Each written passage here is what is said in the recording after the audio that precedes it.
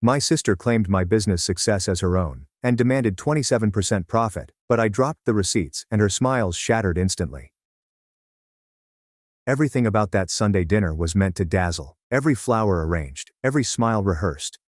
Yet even before I noticed the envelope beside my father's plate, I caught the sneaky twinkle in Emily's eyes, the same one she'd had since we were kids, as she practically buzzed with excitement.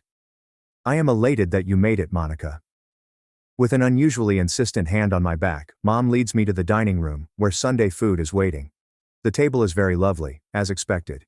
Featuring fresh flowers as the centerpiece, Mom's finest china, and the crystal glasses that are reserved for special occasions. Whatever it is, they've certainly put a lot of thought into it. Emily, whose smile brings back a memory of the time she was 8 years old, and saw that I was going to walk on the whoopee cushion she had hidden under my chair cushion, is seated across from me as usual.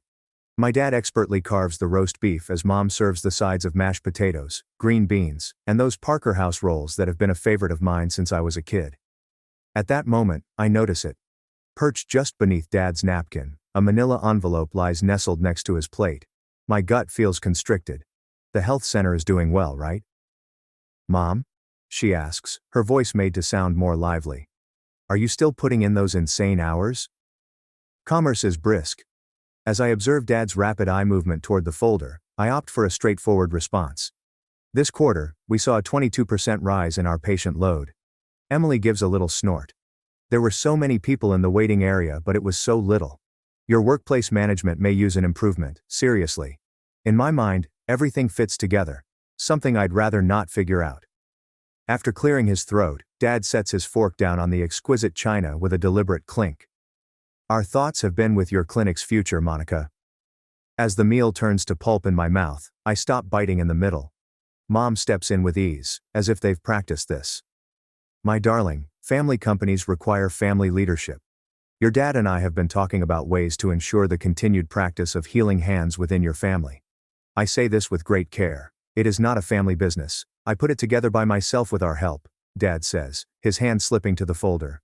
"On top of that, Emily has come up with a fantastic proposition that will be good for everyone." With an attitude of near preening, my sister straightens herself in her chair. "In order to take over as manager of your practice, I have devised a strategy.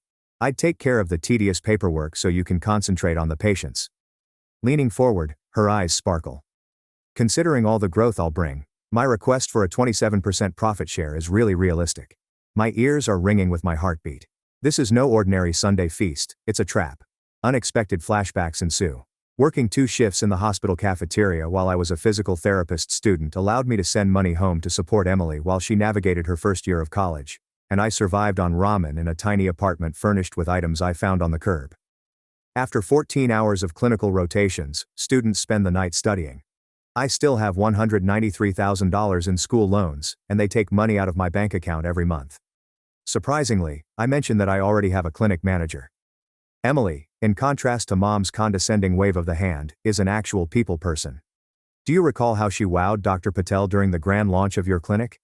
He paid you hardly any mind at all." The details are fresh in my mind. Similar to how I recall my dad denying me my academic awards upon my graduation. Practices are not built on book smarts.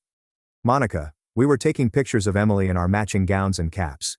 During the summer of 2016, Emily worked as a temporary front desk assistant, which led to her sorority sisters receiving illicit discounts. After her scheduling blunders caused some patients to have to wait hours or even be turned away, I spent weeks apologizing to them. Is it possible for me to view your plans?" "Yes, I do," gesturing toward the file cabinet. With a pleased grin on his face, Dad slides it across the table. "My attorney has already drafted it. Completely need your assent." "Yes, Maybe tomorrow would be a good day to begin." Emily gives a loud clap. "If you want me to redecorate your office, I have ideas already." After taking a slow drink of water, I carefully place the glass back on its coaster. I carefully retrieve my own briefcase that is propped up next to my chair. "I think you should view this before we continue talking about it." I hear a click that sounds like a gunshot as I unlock my briefcase in the ensuing weighted quiet. I take out a leather portfolio, the pricey one I treated myself to after signing a deal with Denver Sports Medicine, and my father's self-assured smile wavers. The portfolio serves as a subtle reminder of the accomplishments I've had without their assistance. Identify this. A man habituated to surprises, has a little tremble in Dad's voice. As she nervously looks between her husband and Emily, Mom fidgets with her napkin and her fingers.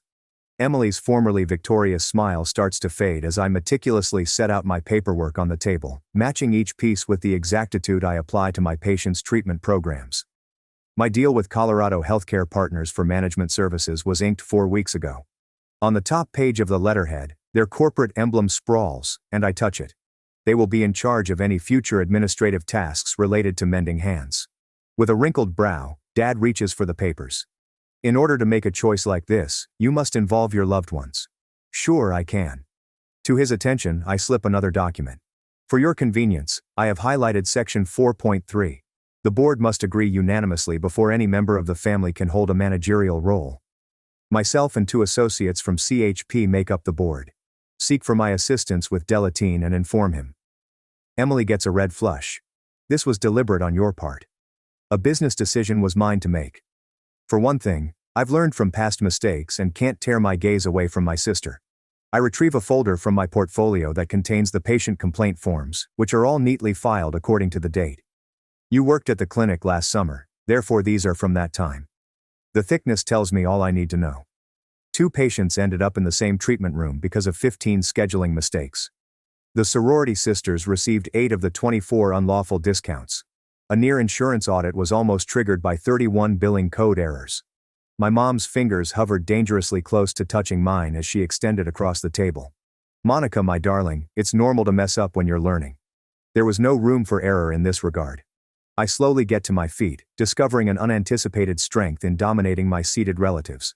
Someone who believed the rules didn't apply to her committed these reckless mistakes. This one was also prepared by my accountant, and I am withdrawing it.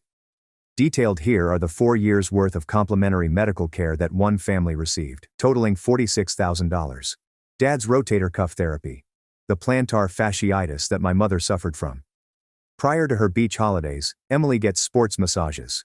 Shock and stillness wash over you like a wave of approval. Their expressions change from a sense of entitlement to one of uneasy disbelief. I was paying off my student loans while eating ramen noodles, so I covered your healthcare requirements. For Emily's first year of college, I put in extra shifts at the hospital cafeteria. I met my father's gaze when you indicated that our educations couldn't be funded at the same time. When I couldn't afford rent or malpractice insurance, I slept on treatment tables. Someone has texted me. I look down and notice a message from my clinic manager. Are they still in the dark? The timing is perfect. Now I know I'm not in this alone. In the midst of Emily's wild summer, my employees stayed up late to correct her errors as she shared Instagram photographs from rooftop parties. The dynamics of the Hale family are known to them. When I think back on my mentor's warning that family and business don't get along, it's like oil and water. After Dad was unable to attend my clinic's grand opening, Sato noticed that I was sobbing in the supply closet and gave me a worried look. My delay in listening was intentional. I meticulously assemble all of my documents and return them to my portfolio in the exact sequence that will be required in the event that this conversation takes a turn for the worse. Similar to how I find that deliberate movement helps me relax before a challenging patient session when I am organizing treatment supplies, here we may discuss the details. The authoritative tone that Dad used to have in his voice is now more reminiscent of the way he sounds when a business deal is about to fall through. 22% for the trial period rather than 25%. My portfolio is quickly closed. Your money isn't my livelihood, it's my clinic. Over the years of family disputes, Mom has perfected the theatrical motion of flying her palm to her throat. I never thought you'd put business before family, she whispers. The statement dangles in the air, exposing their flawed viewpoint. They believe that my achievements are for their own good. Their chance, not my accomplishment, is symbolized by my clinic. Business will not take precedence over family for me. My voice is more composed than my emotions when I respond. I'm creating limits before taking advantage of anyone. Emily reclines away from the table, causing her chair to scuff the wooden floor. Even though we've always been here to help you, Monica, you've always acted so dramatic, as if you were responsible for everything. Helped me out? What gives me the willies is an eyebrow lift. For what time frame is this scheduled? Did my dad take pictures of you wearing my cap and gown? When I graduated. When did Mom inform the doctor? Patel, I was merely the on-site doctor when my clinic first opened. The recollections rise to the surface like water bubbles, abrupt, harsh, and unstoppable once they begin to rise. Do you recall receiving a card and a new bicycle for my 13th birthday, while Emily got a present? Or the valedictory ceremony I had in high school, when no one from my family could make it because Emily was sick with a cold? Snapping my briefcase shut, I go. When it really counted, your support was noticeably non-existent. My father is also standing now. He used to be quite towering over me when I was a kid. But now he's just tall. Monica, you've evolved. You are now icy dew of your success. No, I look him straight in the eyes. You have no idea what to do with a daughter who demands attention, and my success has made me public. Considering the amount of weight I've carried for so long, I'm taken aback by how light my briefcase seems when I raise it off the chair. I inhale deeply without experiencing chest pain for the first time since entering their home. I'll take care of myself. As I pause, I shift my attention to the door. By the way, our usual charges will apply to family treatments beginning next month. People who would rather not pay are not eligible for our charity program. It is for people who truly cannot afford medical treatment. From behind me, I can make out my mom's startled gasp, Dad's mumbled expletive, and Emily's dramatic sob. However, I am relieved that their reactions have not resorted to the tried and true tactic of compromising once again. My phone beeps again as I step out into the evening air. This time it's my clinic manager. You can count on our support. This is the first time that I have ever believed it. Recollections flooded back that evening in my apartment. My 13th birthday is on an April Tuesday, and it's not much to celebrate other than the fact that I aced my arithmetic test and had one card propped up against my cereal bowl first thing in the morning. After 2 weeks, Emily gets a shiny teal bike with streamers on the handlebars, and a wicker basket to hold all the treasures she finds around town for her 11th birthday. While our parents applaud her every shaky loop around the driveway, I stand on our front porch and watch. Shoot a photo of your sister, Monica. Dad, I need your help with this, he says, hands me his camera. Something has been accomplished. I tilt the viewfinder to catch a glimpse of Emily's radiant face, her locks reflecting the sunshine as her dad steadies the bike seat. In a royal manner, Mom waves a handkerchief as she bids farewell. I still have the receipt for my first bike. After I've helped Mom with the dishes and saw that the kitchen table is still covered in birthday cake crumbs, I inquire. She stops, her sponge dangling. Monica, you were really a down-to-earth kid. Books were always more appealing to you. Oh, I didn't. I had been obsessively perusing bike catalogs for the past 4 years. After finishing high school, a student can attend Colorado State University on a full scholarship, receive a science medal, and be named valedictorian. Parents cradling bouquets and cameras fill the theater. Mine showed about 7 minutes after I spoke, and they slid into the seats in the back as I went back to mine. There was horrendous traffic. After they go without taking anything, Mom whispers to me. However, tonight is Emily's dance recital, and we will be present. Will you be there? Throughout college, the pattern manifests itself. Despite working 2 shifts at the hospital cafeteria, I am still waiting for my Dean's List credentials to come at our family home. For weeks, the sealed envelopes sit on the kitchen counter. At last, the day has come for me to stand alone following the physical therapy school commencement ceremony while Emily sends a wave across the quad. You have it. Her hand snatches my mortarboard. Papa wants me to wear this in several photos. I assume it's okay with you? For 20 minutes I stand by while my parents pose my sister for a photo with my prized cap, honor cords, and diploma case in my possession. Book smarts don't build practices, Monica, my dad says later as he returns my cap, avoiding eye contact with me. At midnight, 4 years after graduating, with only the light from my office lamp to illuminate the clinic, I am slouched over my laptop. My rent is more than the monthly payment on the $193,000 worth of debt that stares at me from the computer screen. In the meantime, I've sent $1,200 to Emily to help with her housing situation, as she adjusts to her 4th job in 2 years. Even after numerous cleanings, my apartment is still cluttered with random finds from the side of the road, an uneven-legged coffee table, and a sofa that still manages to retain a faint aroma of its former owners. The deserted medical facility is filled with the screech of my stomach. From our meeting that morning, the sound of the bank manager's voice echoes in my head. Miss Hale, we are unable to grant this loan for company expansion at this time without additional collateral or a cosigner. My parents declined to co-sign, but they bought Emily a new car a month ago, so she has reliable transportation for interviews, so I nodded courteously and put the rejection letter in my suitcase with the others. That night, I slept on the treatment table.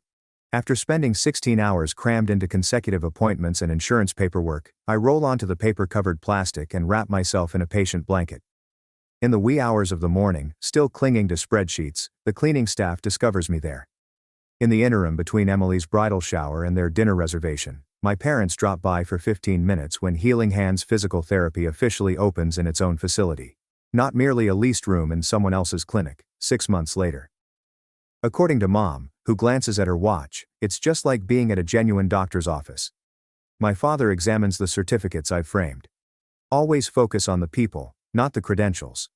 They depart before the brief reception starts, ruining my 4-person staff's champagne toast and the photo op for the local business journal that would have been taken after the ribbon cutting. For Emily, the summer job she takes assisting at the front desk turns out to be her worst nightmare. Her regular patients have their appointments postponed or canceled, while her sorority sisters get illegal discounts. In the middle of the night, I unearth a stack of unprocessed insurance forms packed inside desk drawers. If you ask Emily, she'll tell you that they were really dull. Also, they're basically elderly folks collecting Medicare. They aren't need to be any place significant. In the weeks following her departure, I personally contact each impacted patient to re-establish trust by apologizing to them one by one. The pivotal moment occurs in the middle of an impromptu meeting with the regional provider representative from Blue Shield. All 4 of our prior claims filings were denied by the severe-looking woman opposite my desk. I interrupt Ms. Hale's prepared rejection by sliding a folder across the desk and say, "Your documentation just doesn't meet our standards for." Here are the updated protocols that I created using your guidelines in mind. Every treatment code has been verified by comparing it to your most recent manual. As she flips through the pages, her eyebrows arch in surprise. "Were you the one to do this?" For a duration of 4 weeks each night. She is direct in her evaluation. Providers typically just dispute or quit. After a span of 4 days, the insurance company has finally approved all of our outstanding claims. As word gets out about our outstanding documentation and results, we see an uptick in physician referrals within a few months. After 2 exhausting years, the first month of profit comes. There was this one late night when I stared at the accounting software, double-checking the figures 4 times before I finally believed them. For once, the emptiness doesn't feel like rejection, but rather power, even though no one is present to share in my joy. While I'm locking up that night, a deep realization hits me. I am now superhumanly invisible.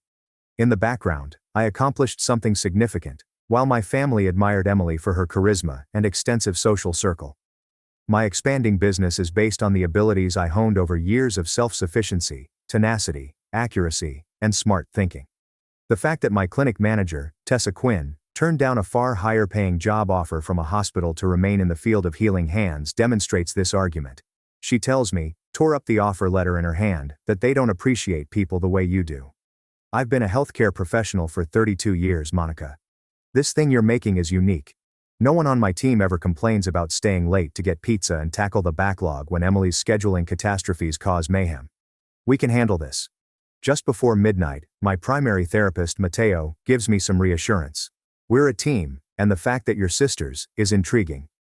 At the outset of our weekly staff meeting, which takes place first thing on Friday morning, everyone presents their successes and failures from the previous week. Having a say is important. Unlike at family events, where I was often interrupted or ignored, the cleaning crew actually listened to me.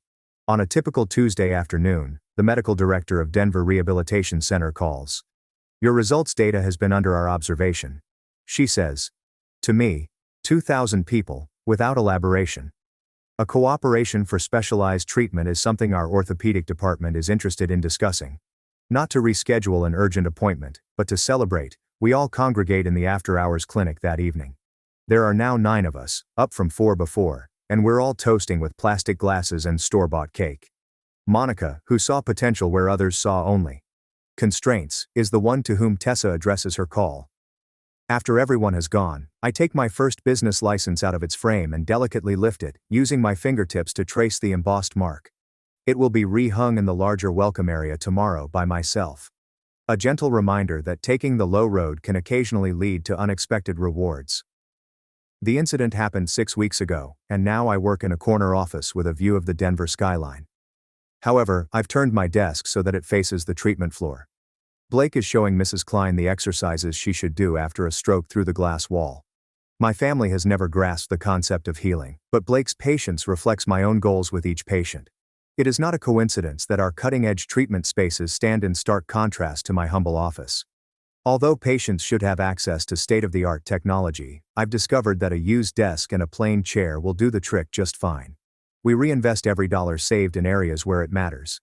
After last month's expansion from 4 to 16 treatment rooms, I reattached the original Healing Hands therapy sign to my wall. My phone has vibrated 4 times today, each time connecting me to a group of 16 therapists who believe in patient-first treatment as much as I do. Once again, I ignore the message and turn off the phone. Mom. It will be the same as the ones yesterday and the day before. A simple, hello, followed by a hint about Emily's current job situation or an inquiry about how the clinic runs. After I turned down their dinner invites for 7 weeks in a row, they started calling me more frequently. We never see you anymore, and Mom goes through phases of remorse and phony business interests. Do you plan to provide discounts to neighborhoods that primarily consist of seniors? Thank goodness I called ahead of time to explain the situation, because last week my dad tried to reach out to my accountant personally. The last straw was yesterday, when Emily showed in, unannounced during our busiest afternoon, brandishing a folder full of fantastic marketing ideas that, for some reason, necessitated her full-time job to execute. After offering her a seat in the waiting area and promptly calling me, my front desk manager Evan adhered strictly to protocol. I remained fully engaged in my patient session.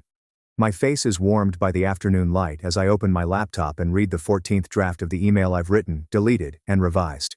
It is measured at exact and crucial.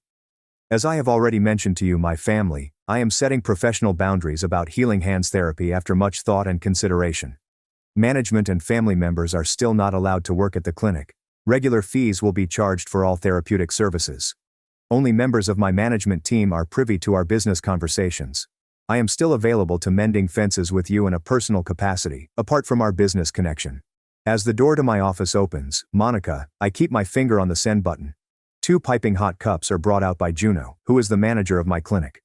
I was thinking you might need some extra help, she says, setting a coffee cup next to my laptop. The post on social media caught my eye. What gives me the willies is an eyebrow lift. Across my desk, Juno slides her phone. You may get a snapshot from the first day of my clinic's operation 4 years ago on my mom's Facebook page. I now see that Mom's unusual display of apparent support, standing by my side with her arm around my shoulder, was staged. I am quite pleased with Monica's plans for Healing Hands therapy. We've always had faith in her ability to mend wounds. A devoted mother, a family enterprise. It was posted 20 minutes ago, according to the timestamp. I find the hashtag interesting, Juno says with care. The words family business are unpleasant to hear. The email is sent. They didn't put in a dime, didn't put in an hour, and didn't think this clinic would function until it did. The Discord is being noticed by the community, according to Juno. In his referral of the complicated shoulder case last week, Dr. Ahmed brought it up. Then I glance up in shock. The reason you built something real, not something handed down or bestowed, is why he always sends patients here, he said. Juno uses the first frame of my company license. He complimented your teamwork and humility, rather than your ostentatious resume. I remembered last Friday's staff meeting, where I said that the team's hard work, not my personal vision, was the reason for our success. It reminds me, I remark, opening up another email, that I saw Emily's friend Daphne in the waiting area during the meeting, with her phone strangely oriented toward our gathering. Everything is set for the scholarship fund. 4 students who have shown financial need and are pursuing physical therapy will get help beginning next semester. A grin spreads across Juno's face. The moment your mom overheard us talking about it, she branded it a wasteful charity. That is precisely why it is significant. My weary muscles are stretched when I rise up. Has the accountant provided any updates on their most recent inquiry? First he used charm, and then he threatened you. Eventually she departed after Diana brought up the possibility of harassment charges. Juno's face changes. Another thing is there. Her hand reaches into her pocket and retrieves a note. During lunch, your mom dropped by. After I told her you were at the pediatric clinic, she walked away. Along with my name, the envelope also bears my mother's flawless cursive. On the inside, smeared with tears, are heartfelt appeals regarding strained relationships within the family and the need for my daughter. In order to mend broken relationships, the last phrase asks for a family gathering at their place. Without a doubt, according to their specifications. A text message from Emily rings on my phone. Farewell, big sister. Shall we strike up a conversation? No one else? Juno observes while I analyze these most recent maneuvers. The letter from your dad also came in yesterday's mail, stiff and stuffy. proposing family mediation in the presence of his lawyer. When I laugh, it's not funny. Now things are going backwards. Concerned friends of theirs are inquiring. People in the community have noticed that their statements don't match up with what's happening. Peering out the window, I observe 4 therapists, all of whom I recruited from marginalized communities, providing excellent patient care with the empathy and competence I had hoped for our practice. Our extended treatment floor, which I envisioned, labored on, and persisted in constructing despite years of family rejection, is bathed in the afternoon sun. So, what's the plan? The question is posed by Juno. Along with other deceptive family messages that I have carefully recorded, I file the note away in my desk drawer. I tell them I'll listen when they're ready for a relationship that doesn't base its success on taking advantage of me. Up till then, safeguarding my creations is my top concern. One of Emily's sorority sisters who took advantage of unapproved discounts last year is standing in the waiting area outside my office, and I recognize her. She used to be entitled, but now she waits calmly with her insurance card in hand and an attitude of respect. The exterior is disintegrating. At last, after waiting 2 weeks, I get to Cornerstone Cafe 25 minutes early in the morning, when the aroma of freshly brewed coffee and hope fills the air. I have selected a neutral battlefield location with a moderate level of background noise to provide privacy without sacrificing isolation. I find a corner table where I can see both entries clearly and sit down on the chair that faces the door. Repetitive actions stemming from a lifetime of observing their approval. With its comforting weight, I set my leather portfolio on its stand before me. Included are all of the documents that attest to our intertwined past, including emails, texts, and financial records. Evidence gathered with the same meticulous attention to detail that I provide to the treatment plans of my patients, and not out of malice. While you wait, would you like me to grab something? Smiling from ear to ear, the barista comes over, notepad at the ready. I would prefer my coffee black, please. Contrary to how I really feel, my voice comes across as more reliable. Just a few moments after that, the porcelain mug shows up, with steam rising just like the stress in my chest. I can see them leaving the parking lot as I look out the window. Emily's self-assured stride was undermined by her anxious looks at our parents, while Dad's shoulders were square under his golf polo, and Mom was fidgeting with her pearl necklace. To present a unified appearance, they have coordinated their attire in cream and brown tones. They enter, and the bell atop the door rings. Their emotions change subtly the second they see me. Uncle Joe's jaw clenches. Mum's grin goes paralyzed. Emily looks at the portfolio in front of me with narrowed eyes. My darling Monica. I stay seated and make Mom awkwardly pat my shoulder instead of hugging me. Feels like home. We would have preferred dinner at home, my dad says as he settles into the chair across from me. Private conversations about family problems are appropriate. This goes beyond a personal issue. The portfolio receives a tap from my finger. This is about the company I run. Emily settles into the chair next to Dad, her scent mingling with the aroma of coffee. Muffins from that bakery you love are here with us. A paper bag is pushed toward me by her, but I avoid touching it. Due to a lack of experience, a waitress comes, takes their order, and then vanishes. Upon her departure, Dad immediately leans forward, his hands resting on the table. Monica, you are walking a fine line. When I go over my 18-year-old curfew, his voice goes back to the forceful tone he used. In business, family stands together more than any other group. My mom gives me a squeeze on the wrist. My darling, we have always been very proud of you. My dad and I brag about our amazing daughter, the doctor, to everyone we meet. Like a physical therapist, I fix things without thinking. Emily adds with startling precision that she is a doctor of physical therapy, just before she begins her prepared speech. By the way, I've revised my idea because reflecting on our previous discussion has made me understand that I was too forceful. Out of her purse, she pulls a sleek tablet. A partnership based on advice rather than management. Improve social media presence, reach out to corporate clients 4 days a week. I sip my coffee slowly, allowing its bitter warmth to strengthen me. Something is important for you to know before we talk about any suggestions. At their anniversary celebration last weekend, the Carters posed me a thought-provoking question. All 4 of us tense up whenever our relatives' names are brought up. They were really supportive of my family partnership, and wanted to know when you would all be starting work here. Upon opening the portfolio, I beheld a meticulously structured assortment of papers. When I explained that you two weren't business partners, they were taken aback. Flush goes Dad's cheeks. No one ever mentioned it.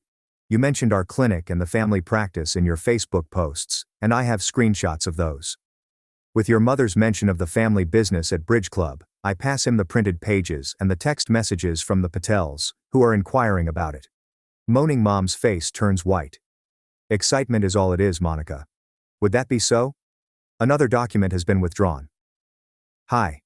I'm Doctor. In his email, Ahmed questioned his father's motivations for approaching him regarding potential clinic partnerships. The only sounds breaking the eerie stillness are the faint hum of espresso machines and the mutterings of people at adjacent tables. You've been keeping tabs on us. There's an air of betrayal in Emily's voice, as if I were the one who broke trust. I have been carefully observing. I keep staring at her eyes. While you were promoting free treatments to your sorority sisters, I was busy developing my practice. Dad tries to take charge of the discussion. We're losing our way.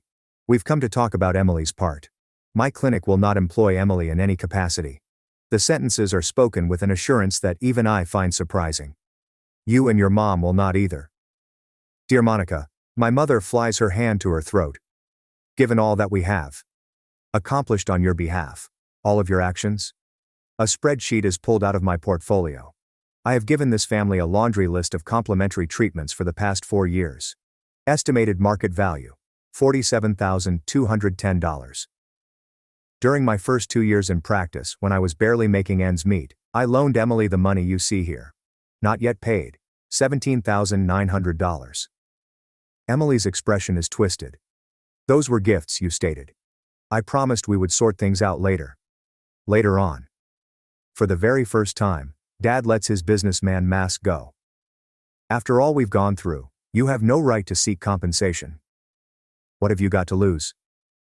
His words were abruptly interrupted by me. The voice is low yet resolute. After you failed to attend Emily's sorority fundraiser, which was my PhD hooding ceremony, you informed the doctor thereafter. Before I met my husband, Patel, I was just dabbling in business.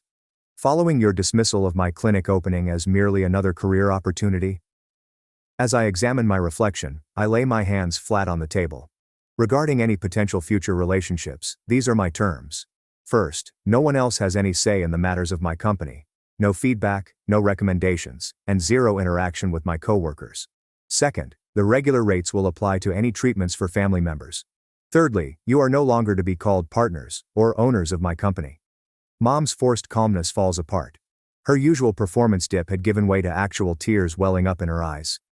You can't mean this, she whispers. We are related. As far as I'm concerned, family members do not cross borderlines. Rather of attempting to claim them, family members celebrate successes.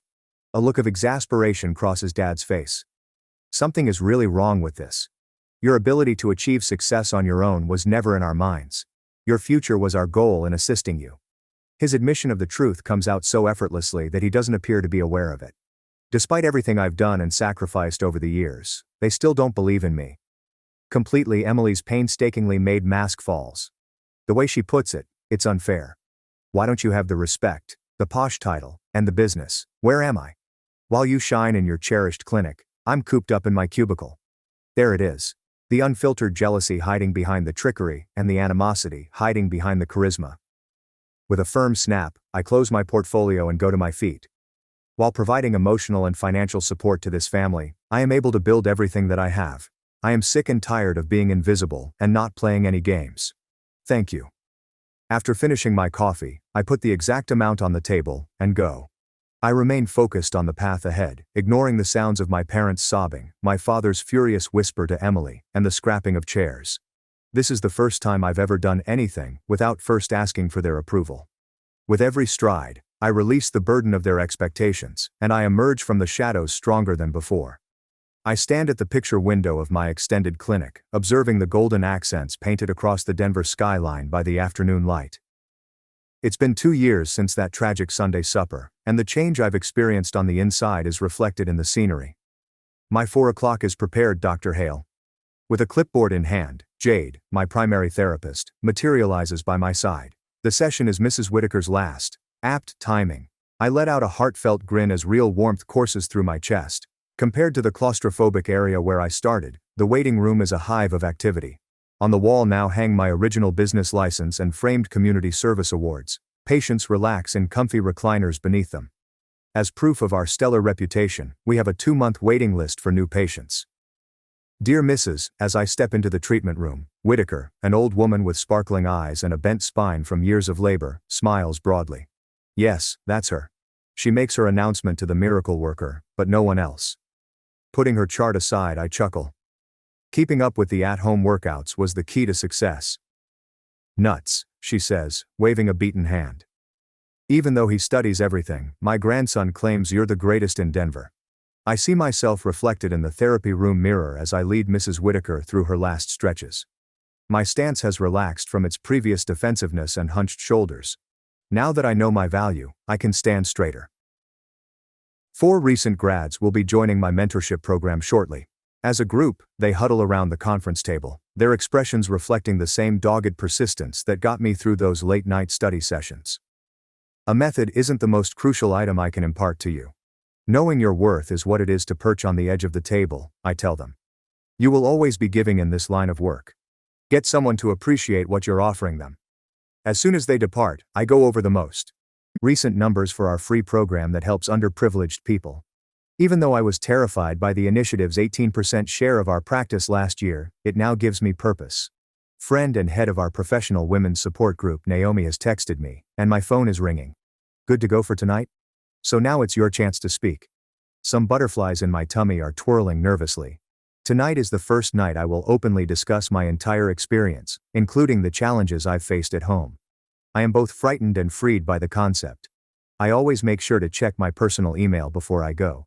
This is Mom's 3rd communication to me this week using non-demanding content, and it features photographs of her volunteer work at the community garden.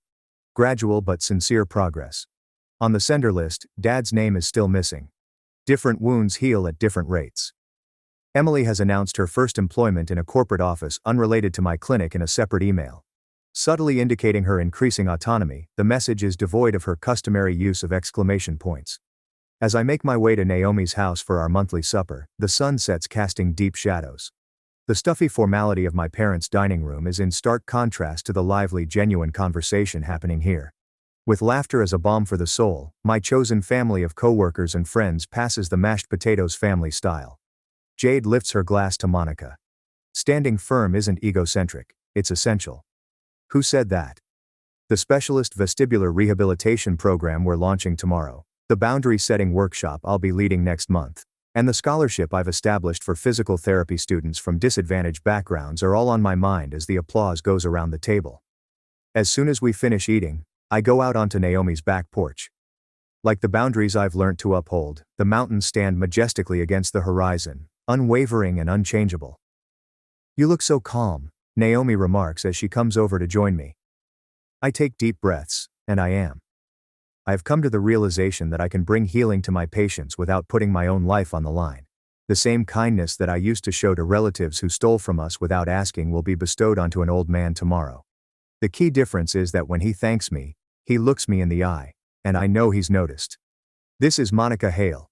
Whispering to the mountains, I cure those who are willing to pay for my services. My mother mocked me as damaged goods at my brother's wedding, but 200 guests fell silent when my son revealed what he saw the bride do. I told myself to smile, to clap at the right moments, to survive the evening without causing waves. Then I saw my mother's expression, bright, brittle, and knew the tide was turning against me.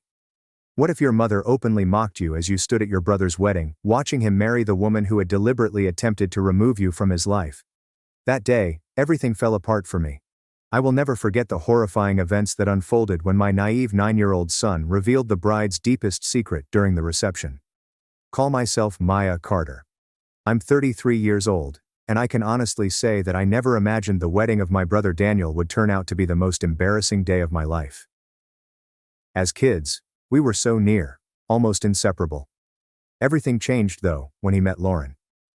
As I stood in that extravagant ballroom that day, seeing my family almost worship her, I had no clue that a few harsh words would soon cause my entire world to implode. The saddest thing was that Lauren wasn't the only one who publicly ridiculed her. Even my mom was getting in on the action. Click the like button if you've ever had to cope with poisonous in-laws. You are aware of the difficulty. Being Leo's single mother.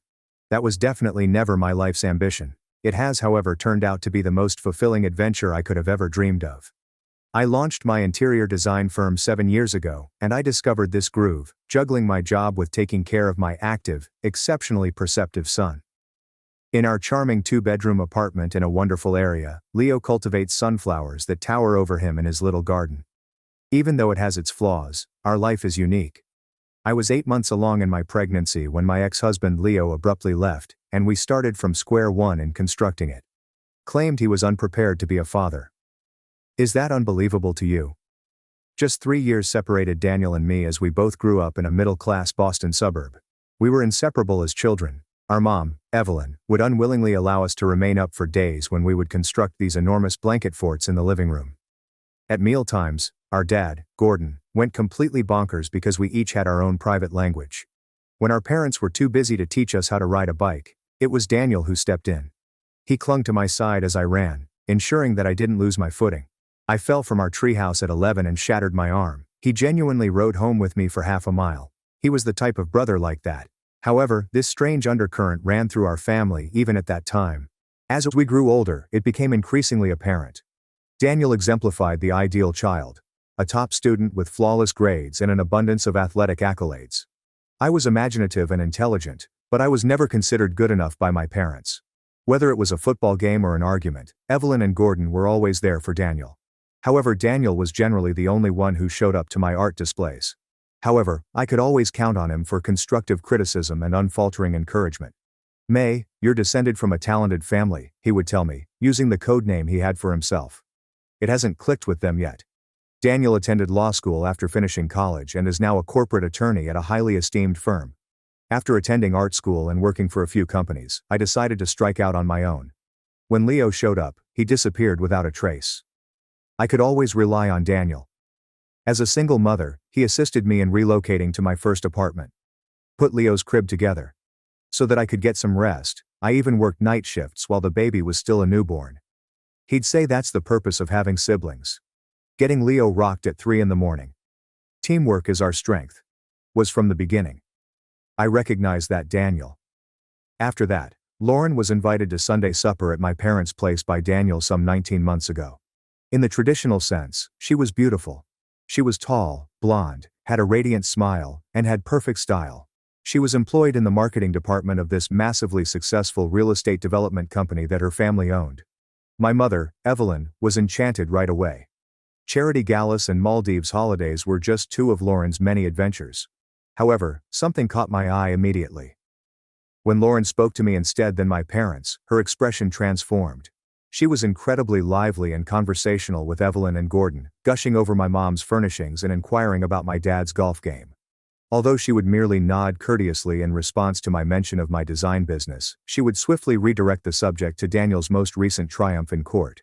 While assisting my mom with the dishes, she made the statement that interior design must be a really enjoyable pastime. Being able to do that while taking care of Leo is great. When Leo spilt his juice, I simply wiped it up instead of scolding him. Daniel didn't appear to notice the subtle rejection, but I saw the glint of judgment in her eyes. "Your son seems a bit undisciplined," she murmured to me later on while we were alone in the kitchen. "You are aware that children require clear limits." I felt a knot form in my gut. I did my best to give Lauren a pass despite these warning signs. Perhaps meeting Daniel's family made her nervous. Perhaps her wealthy background prevented her from understanding the challenges that my single mom faced. In an effort to forge a bond, I went so far as to extend an invitation to lunch, just the 2 of us. But there was always an excuse for her. Work gatherings, salon visits, and committee work for good causes. Leo, bless his generous spirit, couldn't contain his enthusiasm for his new aunt. His best second-grade calligraphy read, "Welcome to our family," on the handmade card he prepared for Lauren. She handled it with 2 fingers as if it were tainted and set it away without opening it when he gave it to her at another family dinner. Seeing the genuine compassion she lacked for a helpless child hardened my heart as I saw his little face crumble. My Aunt Lauren doesn't seem to enjoy my artwork. On the way home, Leo asked me, I said. I informed him, my voice quivering with emotion, that some adults just fail to appreciate the unique value of children's artwork. My opinion is that museums should be the permanent homes of your drawings. Daniel was already utterly enchanted by Lauren when I attempted to express my worries to him. Maya, you're just not giving Lauren a chance. Lauren comes from a different world, he continued, his voice unusually icy. Although I had my doubts about her efforts, she insisted that she was doing her best. Daniel proposed to Lauren after just 6 months of dating, and I watched my brother go through a painful metamorphosis from the supportive, kind man I'd known my whole life into someone who put Lauren's feelings and opinions ahead of everything else, even his own family. A diamond ring that must have cost 4 months of his pay was presented to her at our parents' anniversary dinner as an announcement.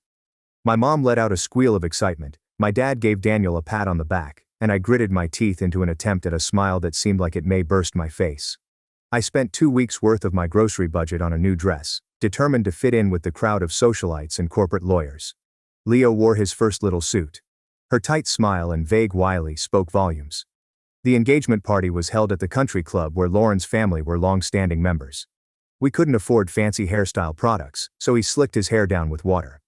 At various points throughout the evening, people introduced me as Daniel's sister, but never once mentioned my name or profession. Lauren would step in whenever a few guests found out I was an interior designer and wanted my business cards. My friend Bianca does the most incredible commercial spaces. You should definitely talk to her. The wedding planning started right away with a target date just 7 months away.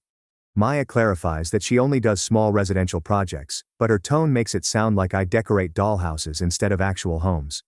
Lauren engaged a high-end wedding planner who gave me the silent treatment when I proposed some cost-cutting flower arrangements. We're not on a budget, Lauren said flatly. Daniel and I want the best of everything. I noticed that she said "and I," but it seemed like she was the one making all the decisions. My brother, who was once very opinionated and independent, now takes Lauren's word for everything, even down to the font on the invitations. Maya, Lauren thinks it would be better if you focused on helping with Leo during the wedding. She's having her sorority sisters as bridesmaids, and it would be uneven to have you stand up too. Traditionally in our family, siblings were always part of the wedding party. When I casually asked Daniel who his groomsman would be, he looked so uncomfortable. After that, I nodded as if it weren't a slap in the face, and I sobbed in my bathroom with the water running so Leo wouldn't overhear me. It seemed like I was gradually losing my brother, and the bridal shower was just another humiliating experience. I was seated at a distant table with distant cousins I barely knew, while Lauren gushed over every present until she reached mine, a handcrafted photo album I'd spent weeks making with spaces for wedding photos and honeymoon memories. Oh, how crafty. Lauren's mother had rented a private room at this exclusive women's club, and the attendees were mostly her friends and family. My mom, Evelyn, was seated at the head table.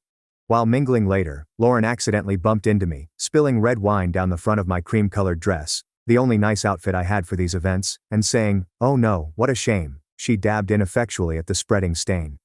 "Rhine is impossible to get out." She swiftly set it aside for the next gift, an expensive crystal vase that elicited genuine excitement. "You need to change at home." Despite her worried remarks, her expression was very different. As the weeks went by, Daniel grew increasingly aloof. More often than not, our weekly coffee meetups had to be cancelled. He ceased making his regular appearances to play with Leo, who persisted in inquiring about Uncle Daniel's arrival time. Immersed in the joy of their son marrying into such a wonderful family, my parents failed to notice a thing. Just 2 weeks before to the big day, Leo poured his heart and soul into creating a unique drawing, a portrait of our family, to be given to the happy couple. He painstakingly colored Daniel in his legal suit, Lauren in her princess gown, himself in his beloved dinosaur t-shirt, and me holding hands with each of them. "This is to help us keep in mind that we are now all family," he said. He seemed quite serious. We used a plain wooden frame and I assisted him in framing it. To make it stand out, I applied a coat of golden paint. Lauren put it under the table after saying, "How sweet," when we presented it to her at the rehearsal dinner. I witnessed her later, when she believed nobody was looking, throw it into a pretty garbage can by the restaurant's entrance. Suddenly, my heart sunk. Unsure whether to tell Leo the truth or let him think his present was hanging in their new condo, I took it out of her sight and stashed it in my car. All night long, I debated whether or not to show up to the wedding. However, I loved my brother no matter what, and I was aware that my leaving would cause a breach in our family that may never mend. In spite of Daniel's inability to perceive how his fiancée was cutting him apart from those who loved him deeply, I resolved to continue on with dignity and support him. I reassured Leo. "We'll just go for the ceremony and maybe a little of the reception," as I tucked him up. "Uncle Daniel will be pleased that we showed up, and that's the most important thing." Leo mumbled something about getting to see how Lauren liked his other sketch, which he had created specifically for the bride to receive on her wedding day. I marveled at his unwavering optimism despite all the rejection he had faced as I ran my fingers through his hair. Under my breath I muttered, "You have the biggest heart of anyone I know," hoping Lauren wouldn't break it again. On the morning of the wedding, a beautiful June day broke through the clouds, perhaps meant to tease me about my internal struggles. At 7 in the morning, Leo sprang into my room, giddy with anticipation for his first ride in a limousine while dressed in his finest clothing. Parking near the elite downtown location would be a nightmare, so I splurged on this luxury. He inquired, "Do you think Aunt Lauren will let me throw flower petals?" As I adjusted his clip-on tie. Ethan got to throw petals at his aunt's wedding. "The flower kids have already been chosen, sweetie," I gently said. "In any case, the best part is that you get to be my special date." I achieved my goal of seeming more sophisticated by donning a forest green dress that I had purchased on discount. The bride and her attendants were meant to steal the show, therefore the dress was understated yet beautiful. Curling my hair into a ponytail, I delicately applied my makeup and slipped on my one and only set of quality earrings. Silver drops that Daniel had given me for my 30th birthday. St. Catherine's Cathedral, a grand stone building with high ceilings and magnificent glass windows, had a 2-year wedding waiting list when the ceremony was being placed there. A last-minute booking was made possible by Lauren's father's hefty donation. According to the invitation, we were to arrive 1 hour before the family members. Florists were making last-minute modifications to intricate arrangements, wedding planners were helping set up equipment, and the church steps were already bustling with activity. Leo clung to his newly completed drawing, which he had stashed in a folder. He spoke to a tuxedo-clad usher and said, "Where do we put the presents?" The guy responded, "Gifts go to the reception venue," without even looking at us at all. I indicated by nodding that they were members of the family. I was taken aback to see that the majority of the front pews had already been reserved by the wealthy bride's family as we entered the church, despite the notice saying, "Right side of the church, please." At our side, a clipboard-wielding young woman stood. "I assume you're Maya," her list was double-checked. "Row 12 is where you and your son should be." Perplexed, I went back and repeated row 12. "The groom's sister though, it's me." Her compassionate expression told me this wasn't her choice. I was given those specific seating arrangements. She hesitated because the front rows are reserved for grandparents and parents. Relatives with special needs. Relatives with special needs. Despite the sharp pain of the difference, I nodded and escorted Leo to our designated seats, which were so far back that we would have a poor view of the ritual. We were just getting situated in when Lauren's extended family started to show up. We looked across and saw what seemed like distant relatives sitting in front of us, as well as great aunts and cousins. My parents showed up right away, and we were shown to the front row. Even though she was wearing a brand new expensive clothing, my mother failed to search for me. As they accepted the groom's congratulations and looked so delighted, they were completely engrossed in their job as his parents. It was as if I had vanished into thin air. In and of itself, the event was stunning. Lighted by candles, the chapel shimmered. A string quartet provided the musical accompaniment. Daniel was happier than I had seen him in months as he took his seat at the altar. A wave of mixed feelings washed over me. Elation for him, melancholy over our increasing physical separation, and persistent concern for the woman he was selecting. Lauren walked gracefully into the room on her father's arm, wearing an extravagantly priced gown crafted from silk and lace. I was moved to tears by the expression of pure love on my brother's face as he watched her approach. Even from our faraway seats, her radiant beauty was plain to behold. With his little hand in mine, Leo leaned against me as we exchanged vows, occasionally mumbling queries about what was happening. He gave me a little squeeze as we were officially married. "Now she's officially our family, isn't she, Mom?" I whispered back, hoping that Lauren's heart might soften toward us somehow now that we were officially family. Those dreams were swiftly dashed when they saw the reception line following the ceremony. At last, we arrived at Lauren's mother drew Daniel away from the newlyweds for photos after he gave me a brief, distracted embrace. I was invited to air kiss Lauren's chilly cheek by her own hand. I said with a friendly tone, "Congratulations," intent on beginning anew. The ceremony was just stunning. She responded, "Thanks for coming," but her gaze quickly shifted to the guests behind us. Leo attempted to present her with his drawing, but she paid him no attention. "I made this for you," he said, his voice petite but resolute. "Put it with the other gifts, sweetie," she said, avoiding eye contact. "We have to take photos now." I escorted a disappointed Leo away and placed his drawing back into its folder. The reception took place at the Belmont, the most posh hotel in town, Despite the June date, the ballroom was decorated with crystal decorations, white flowers, and real ice sculptures on each table, creating an enchanting winter wonderland theme. I assured her I would give it to her later at a better time, but I wasn't sure that time would ever come. I took a glass of champagne because I needed a little liquid courage to get through the next few hours of adult conversation and the complete absence of children. Leo was instantly bored by all the grown-ups and the lack of children around, so I sat him down next to a window so he could at least watch the boats on the river. The cocktail hour was in full swing when we arrived. As I attempted to strike up conversations, I couldn't help but notice the sympathetic and inquisitive looks that Lauren's friends shot my way. On multiple occasions, I overheard fragments of conversation that ended suddenly as I got too close. With the boy. All by himself, shouldn't Daniel have been able to find someone from our circle? I'd heard that she lives in that developing area close to the old factory. My cheeks burned. I needed a moment of solitude in the restroom, but I heard Lauren talking to her maid of honor from another stall. Daniel's family is so backwards, especially his sister. Her off-the-rack dress is embarrassing, and she obviously hasn't learned proper manners. My mother caught me as I made my way back to the main room, her face betraying a peculiar blend of worry and criticism. Maya, I wish you had made more effort with your appearance today. Lauren's friends are also elegantly dressed, she said, her heat rising even higher on my cheeks. I tried to maintain my composure and said, I'm wearing my best, Mom. Evelyn sighs and pats my arm condescendingly. Well, try harder with Lauren, please. She's family now, and Daniel really wants you two to get along. Maybe don't mention your situation so much. It makes people uncomfortable.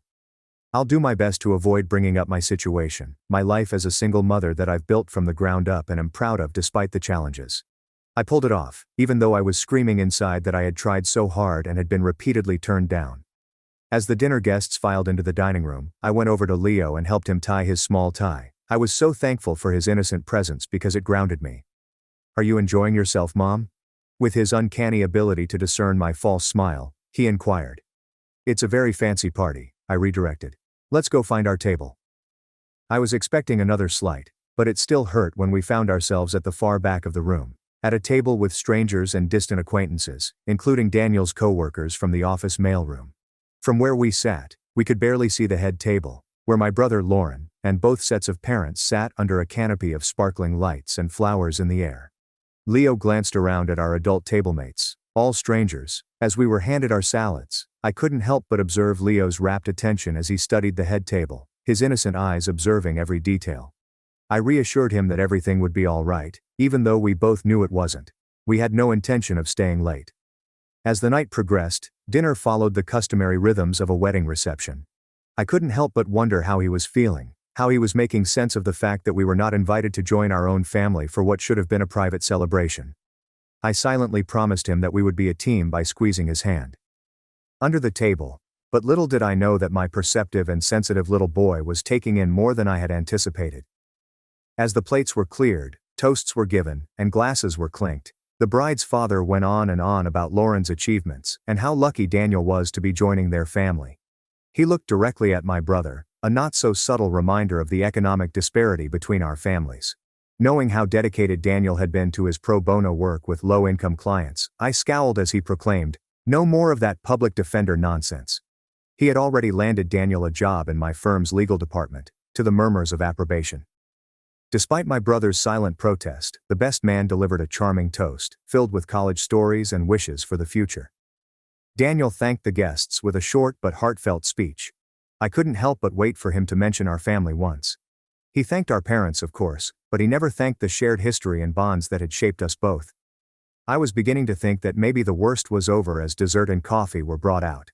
Leo was fidgeting, obviously exhausted from the day, and I was thinking about leaving before the dancing started.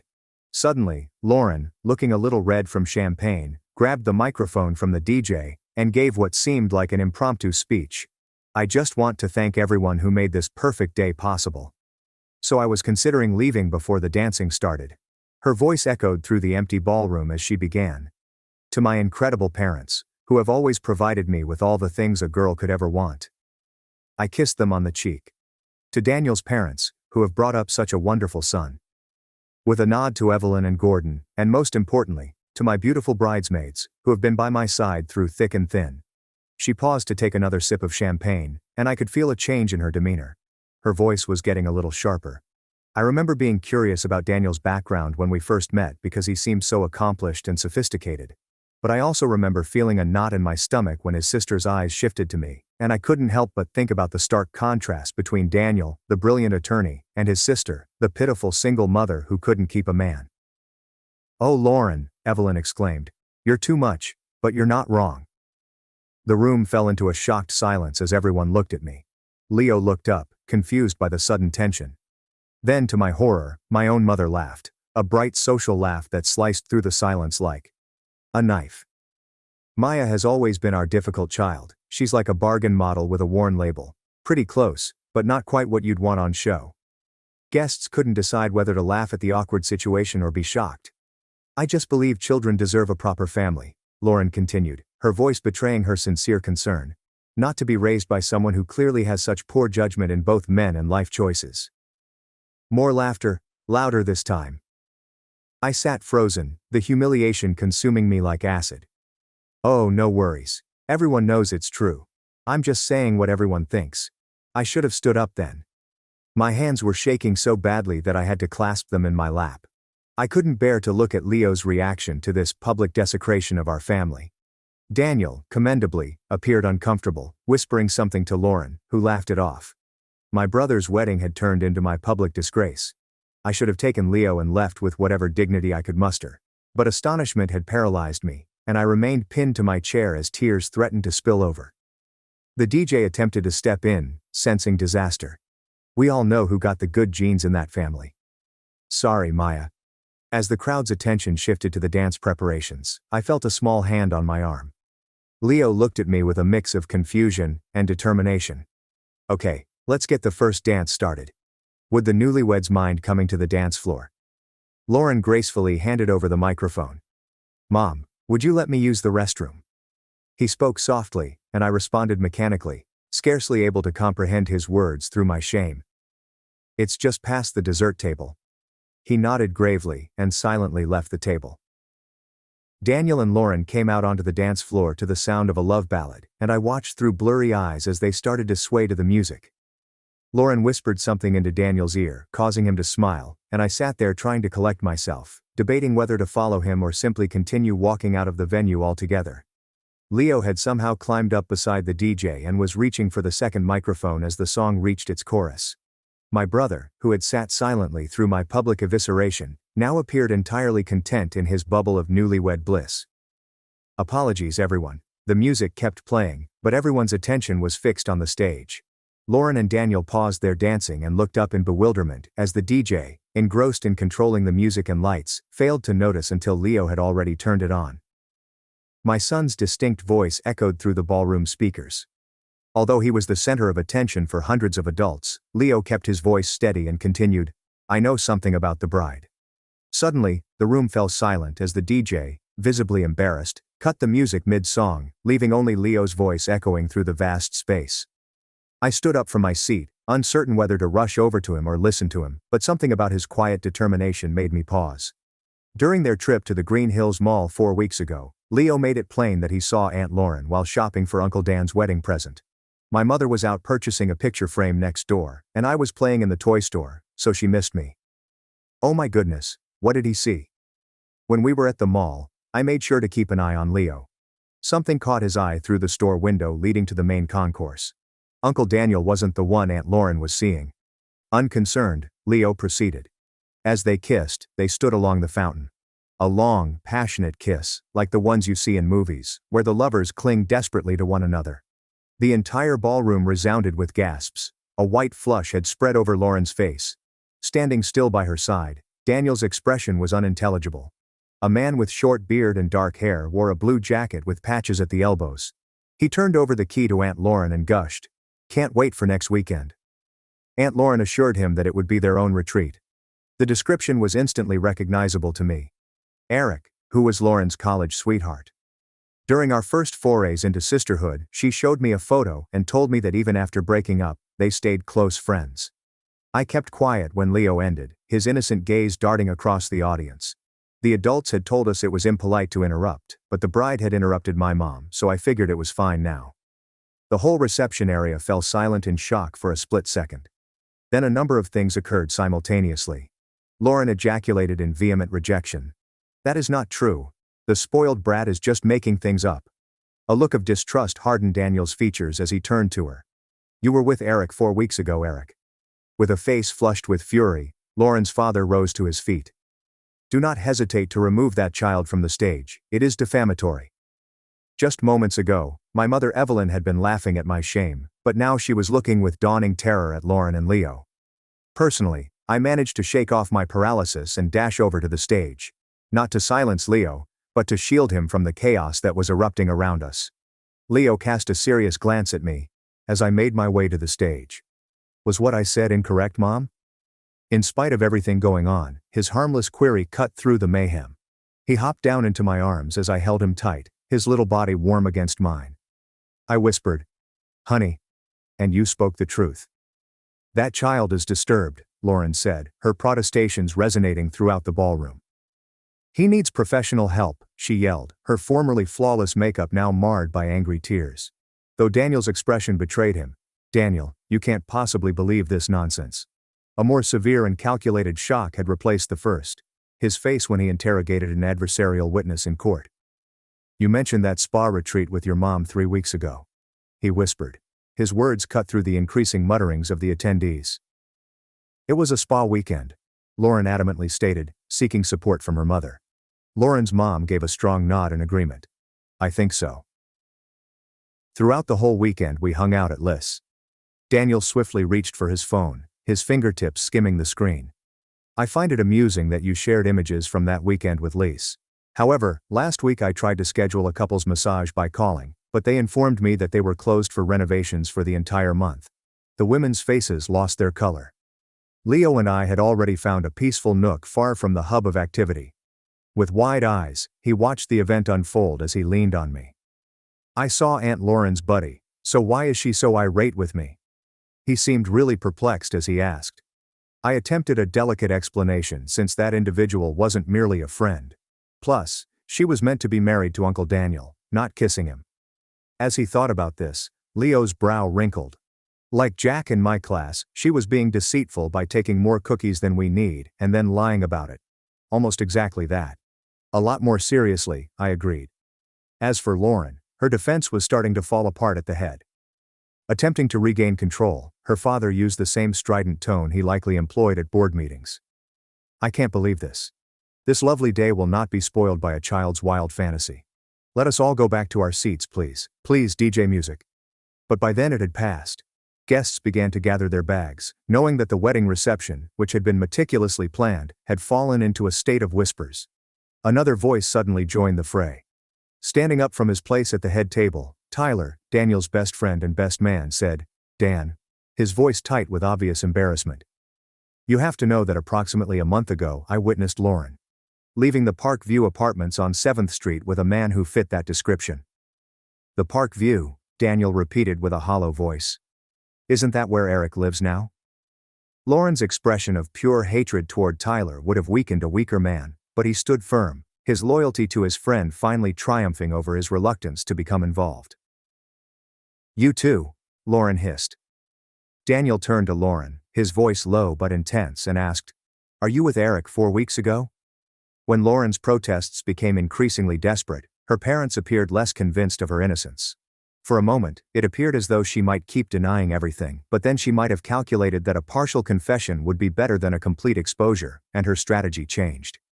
It was just a goodbye meeting, she explained, her voice gradually softening into the persuasive tone that had likely swayed Daniel on numerous occasions. You know, Eric and I have history. He wanted closure before I got married, and I thought it would be the mature thing to give him that by kissing him and taking a key to what sounds like a private meeting place. Daniel, however, insisted that she was exaggerating the situation. From our corner, I watched my brother's face as he processed her words, searched her eyes. I had known Daniel my entire life, watched him think through problems, weigh evidence, and make decisions. Lauren insisted, reaching for Daniel's hand, which he promptly withdrew. It was nothing. Just a fleeting moment of nostalgia that didn't matter compared to what we have. I could pinpoint the exact second when his whole perspective changed. Your bag, he said abruptly. What? Lauren's expression turned bewildered. Your purse. Daniel, This is ridiculous. Give me the purse. Every word was chomped. After a nervous standoff, Lauren reluctantly relinquished her small satin clutch. Daniel carefully removed its contents. The assortment of items included lipstick, a compact, a slim wallet, tissues, and a single key on a plain ring. He raised it and declared, "This isn't a key to our condo or your parents' house or any place I know about." Lauren quickly reclaimed it, explaining that it was simply a spare key to his office. "Your office uses card access," Daniel flatly replied. "No physical keys." The reception hall fell silent once more. Leo grabbed my hand and asked, "Can we go home now? There are hundreds of people watching this marital collapse unfold live." "I refuse to attend this party anymore," he murmured. I nodded and gathered our belongings. Leo had no business being a witness to the drama that ensued between Daniel and Lauren. Our stealthy retreat toward the exit was abruptly interrupted by Daniel's voice. "Maya, wait." I spun around in surprise as my name was called out. Daniel was approaching us, leaving Lauren and her increasingly agitated parents behind. As he knelt down to Leo's level, he spoke solemnly. "Thank you for telling the truth. That was a very brave thing to do." Leo nodded gravely. "Mom says lying makes things worse, even when the truth is hard." "My sister was right." Daniel agreed, his voice heavy with emotion. "I should have remembered that too." He stood up in front of me now. It had been months since we had a good look at each other, but now I could see the familiar face of the sister he had grown up with, the values we had shared, and the bond that had been temporarily overshadowed but not broken. "Maya, please accept my deepest apologies for my blindness to the situation and my complicity in your mistreatment." Just as I was about to reply, Lauren's father materialized from behind Daniel, his expression betraying his barely contained displeasure. "This is outrageous," he snarled. "You're going to allow a child's imagination to derail this wedding, which we've invested over $101,000 in? Obtain your bride again. Let us conclude this reception and resolve any confusion in private." Turning slowly, Daniel faced him. "Respectfully, sir, I think we've moved past misunderstandings now. What on earth are you getting rid of?" The elder man made a request. "Our firm's future, including yours and Lauren's. Make connections that could shape your professional destiny." An angry, resolute grin spread across Daniel's face. Now I'm starting to realize the bigger picture of what I would be giving up, and the far more valuable things I've already risked losing. Back to me, he swiveled. "Bring Leo back to your house. Tomorrow I will give you a call, I assure you." The last vestiges of the constant bickering died out as Leo and I finally left the room. Leo raised his weary eyes to meet mine in the serene hotel lobby. He repeated his question, "Mom, did I do something wrong?" with a hint of doubt in his voice. I bent down and embraced him tightly. "My darling, no. You were courageous and truthful in what you did. Every once in a while, it takes a genuine individual to remind us grown-ups of the value of truth." He rested his head on my shoulder while we awaited our automobile, as if content with this explanation. The once elegant wedding, now a veritable battleground, faded into the distance as we stepped forward into our humble apartment, a haven of peace and tranquility based on love and honesty, rather than pretense and manipulation. Leo drifted down to sleep in the back seat of our rented limousine on the peaceful ride home. While my thoughts continued to circle back to the events of the evening, I sat next to him and delicately stroked his hair. The unexpected vindication, the humiliation, and the shock. It was overwhelming to take it all in at once. I took great care to snuggle Leo into bed after we got home, taking off only his shoes and tie. Before returning to his slumber, he awoke for a moment and said something concerning Uncle Daniel. I stood there for a long time, marveling at his gut feelings about what was right and wrong and his bravery in dealing with the challenges that come with being an adult. To him it was a whisper, "But you are the best thing that has ever happened to me." I couldn't get any sleep that night. While sipping my tea in our cozy living room, I drifted between flashbacks to unpleasant memories and speculation about the reception's current state of affairs. Had things worked out between Daniel and Lauren? Had the power of her family won out? There were no texts or calls when I checked my phone multiple times. A knock at the door shocked me at 3 o'clock in the morning. Looking through the peephole with caution, I was startled to see Daniel standing there, dressed as if nothing had happened. His wedding tuxedo was still on, but the bow tie was undone and dangling around his neck. He questioned, "May I enter?" As soon as I opened the door. Tears or tiredness, or both, might have rimmed his red-rimmed eyes, and his speech was raspy. I made room for him as he entered the apartment he'd frequented before, but hadn't been to in months. He stood uncomfortably in the middle of the living room, taking in his surroundings as if he were a newcomer. "Luigi is sound sleeping," I whispered. "Would you prefer a mild beverage or something more robust?" "Tea is fine," he said, collapsing onto the couch. "Nonetheless, I would likely benefit from the stronger strength." To buy himself some time to gather his thoughts, I preoccupied myself in the kitchen. I brought back 2 cups, and he gladly took one, holding it in his palms. Consequently, I broke the silence and went for it. After we departed, what transpired? It took Daniel a while to sit down and respond. Chaos. A state of total mayhem. When Tyler and 2 other friends confessed to having seen Lauren with Eric on separate occasions, Lauren went through a complete breakdown, oscillating between denial, accusations, and finally a partial confession. My words, "I'm so sorry," were sincere. In spite of everything, no one ought to have to face the consequences of such treachery on their most joyous day. Daniel went on, his face showing a brief eruption of wrath. "Can you believe that? Her father threatened to sue Leo for defamation. He was only attempting to shield her," I explained, even though I had no compassion for the boy or his family, who was threatening to sue an 8-year-old for being honest. I threatened to expose Sue for fraud and emotional distress, and make sure every society column in the city got the whole story if he even glanced in Leo's direction. Daniel's jaw tightened. That quickly silenced him. As for Lauren, she eventually confessed that she had been seeing Eric intermittently throughout our relationship. The key belonged to a condo he had purchased for their meetings alone. It seems our engagement sped up their plans. She intended to marry for social and financial reasons, but she intended to keep their relationship secret. The cunning of her deceit was shocking. I was the respectable front, the suitable spouse for public consumption, while he was the passion. We sat in quiet for a while, taking in the enormity of what might have been a lifetime of deceit and treachery had Leo not unwittingly revealed the truth, according to what she finally yelled at me before fleeing. Her parents would be satisfied with Eric's social status and financial prospects. "How about my parents?" I finally asked, I said, and Daniel's face turned gloomy. "That's another story entirely. Mom tried to smooth things over, suggesting we all just move past this unpleasantness and continue with the reception. When I declined, she actually blamed you and Leo for ruining everything. The betrayal hurt like hell, but it shouldn't have been surprising given her previous brutality." I mumbled something about how my father would usually just quietly accept whatever social script my mother dictated because he seemed genuinely shocked by Lauren's behavior and Mom's reaction to it. Daniel went on to say that Dad was a little better. "I warned them both that what they let happen to you this evening was absolutely unacceptable," Daniel adamantly stated, his voice thundering with intensity. "I was ashamed of them, particularly Mom, for supporting Lauren's attack on you." Unexpected emotion welled up in my eyes as I made this late defense. "There was no need for you to do that," I whispered. "Indeed I did." Daniel placed his cup on the table and leaned forward, his gaze fixed.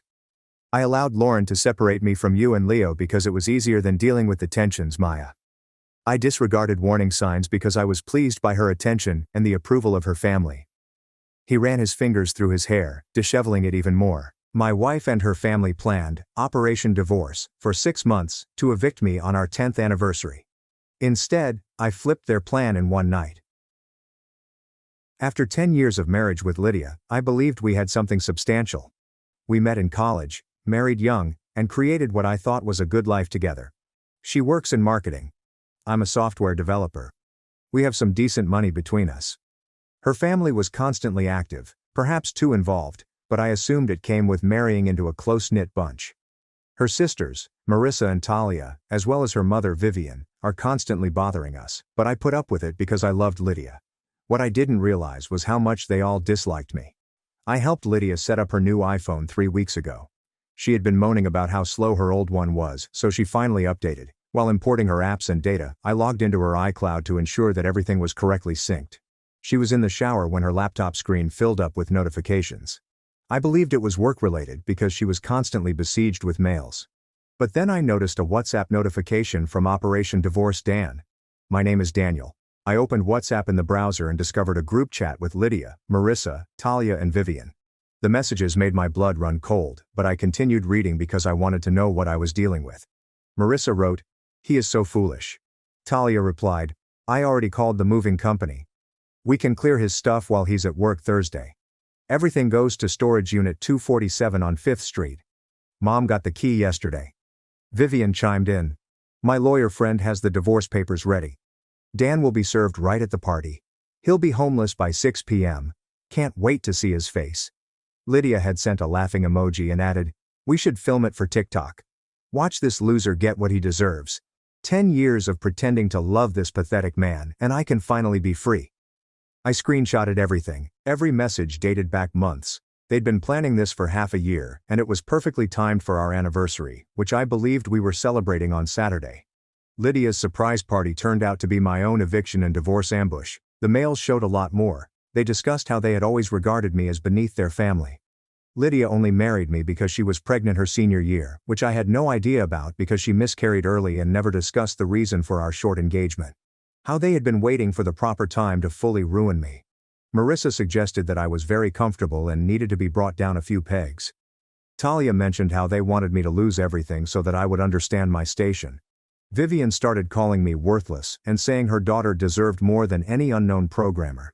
They had everything planned out. Lydia planned to appear normal all week and then invite me to what I assumed was our anniversary dinner on Saturday evening. Instead, I'd walk into a room filled with divorce papers and moving boxes, and they'd all be filming my reaction for social media. They intended to thoroughly humiliate me. What they don't realize is that I've been expecting something like this for a while. Not exactly, but I've noticed the coldness, the way people look at me during family gatherings, and the pause and hushed talks when I enter a room. I've been quietly preparing for years to ensure that I was financially and legally secured if Lydia ever tried to leave me with nothing. See, I'm not the stupid nothing coder people believe I am. I've been building fortune through investments and side projects that they have no idea about. I only have assets in my name.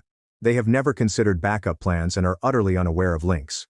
While they have been planning for 6 months, I have been deliberately placing myself for 4 years. I've spent the last 3 weeks pretending normal and taking screenshots of every new communication they send. They keep adding elements to their plan, getting more enthusiastic for Saturday. Lydia even asked me what time I wanted to depart for our special dinner yesterday, and I couldn't keep a straight face when I realized what she meant. Which storage unit did they rent? I know just where it is. Who is the lawyer that Vivian mentioned? I've already completed my research. What about the moving company Talia hired? They're going to face some unexpected challenges tomorrow. Tonight is Friday. Tomorrow at 7 p.m., I'm meant to stroll into my own surprise party, but I have some surprises of my own that they won't expect. I've been preparing for this moment for longer than they have planned to destroy me. And by Sunday night, all 3 of these women will know precisely what happens when you underestimate the wrong person. Update 1. Holy crap, Reddit. Yesterday was completely chaotic, and I'm still processing everything that happened. Thank you to everyone who commented on my initial post. Some of you predicted precisely what was going to happen. Saturday morning began normally enough. Lydia was acting especially kind, possibly thinking she was being clever. She served me breakfast and kept mentioning how eager she was for our special evening. She even brought up particular memories from our wedding, telling me how much she loved me and how excited she was to commemorate our 10th anniversary. The entire time, I'm watching her execute this act, knowing exactly what she expects to happen in a few hours. Every smile was artificial. Every kiss felt like betrayal.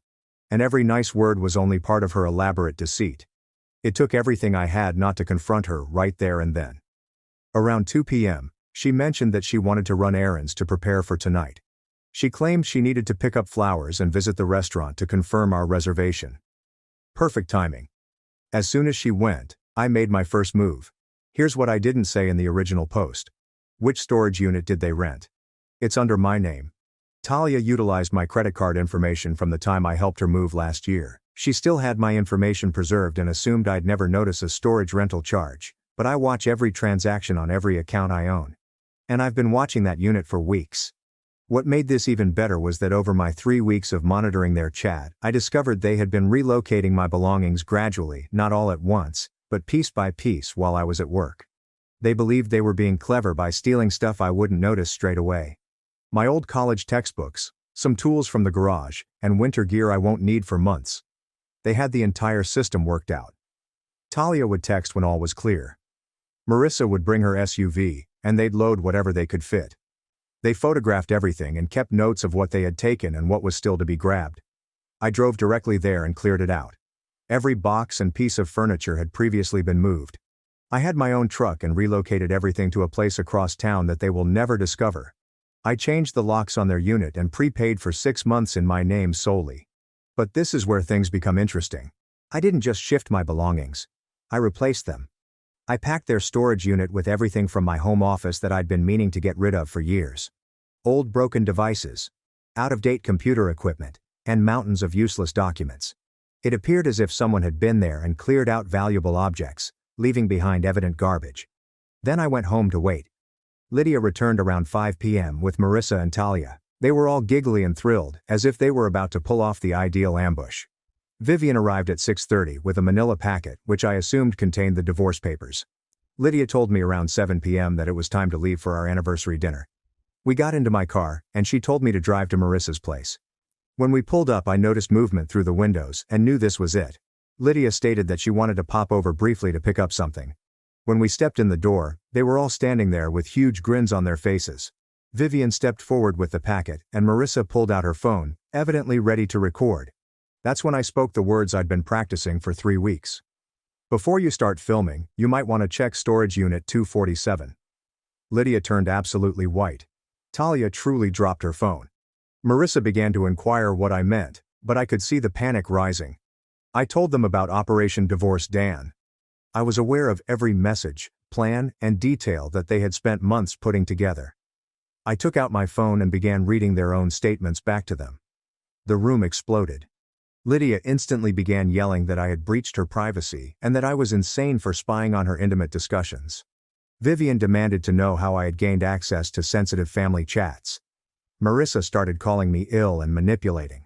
But here's what made the entire event so amazing.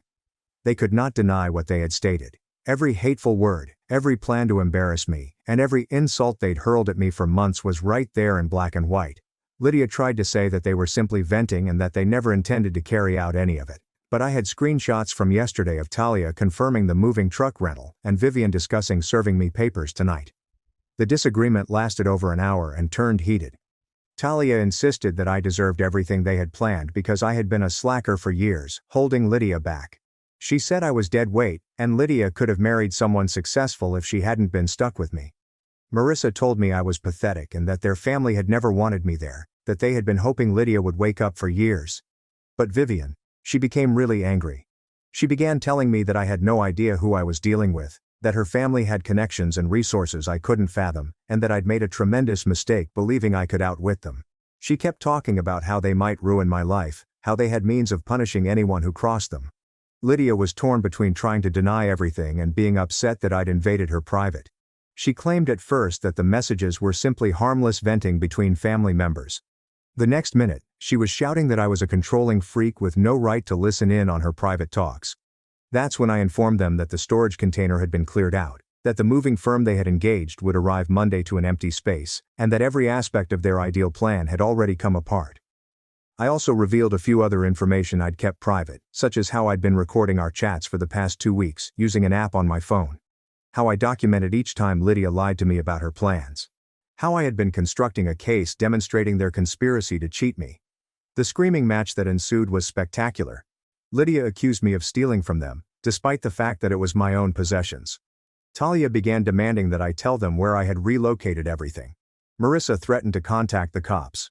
Vivian escalated, claiming she was going to ruin my career and that she had people who could ensure I never worked in technology again. She was raving about how her late husband had amassed a tremendous network and how she could financially and professionally destroy me. So I called their bluff. I took out my phone and called 911 right in front of them. When the operator answered, I explained that I wanted to report identity theft and credit card fraud, and that I had evidence proving that someone had used my financial information to rent storage space without my knowledge. They shut up quickly. I assured the operator that I had fixed the immediate situation, so the police did not come out. But the point has been made. They were aware that everything they had done may be used against them legally. I drove home, leaving them standing there. Lydia rode back in utter silence, likely attempting to think out her next move. When we arrived inside, Mother walked straight to our bedroom and closed the door. I could hear her on the phone with someone, most likely one of her sisters, but couldn't understand what she was saying. About an hour later, she returned and attempted an entirely different technique. She suddenly apologized, stating the group conversation was merely family drama and she never meant any of it. She claimed her sisters had pressed her into agreeing to their plan, and she had been trying to find a way out. She stated she loved me and wanted to work things out, and that we could go to counseling to repair our marriage. She even proposed that we repeat our vows and have a proper celebration of our 10 years together. I listened to every word but did not believe a single one. This woman had spent months preparing to publicly humiliate me. She had described me as miserable and worthless to her family. They had planned to have me served with divorce papers as entertainment for their social media. But here's the thing, Reddit.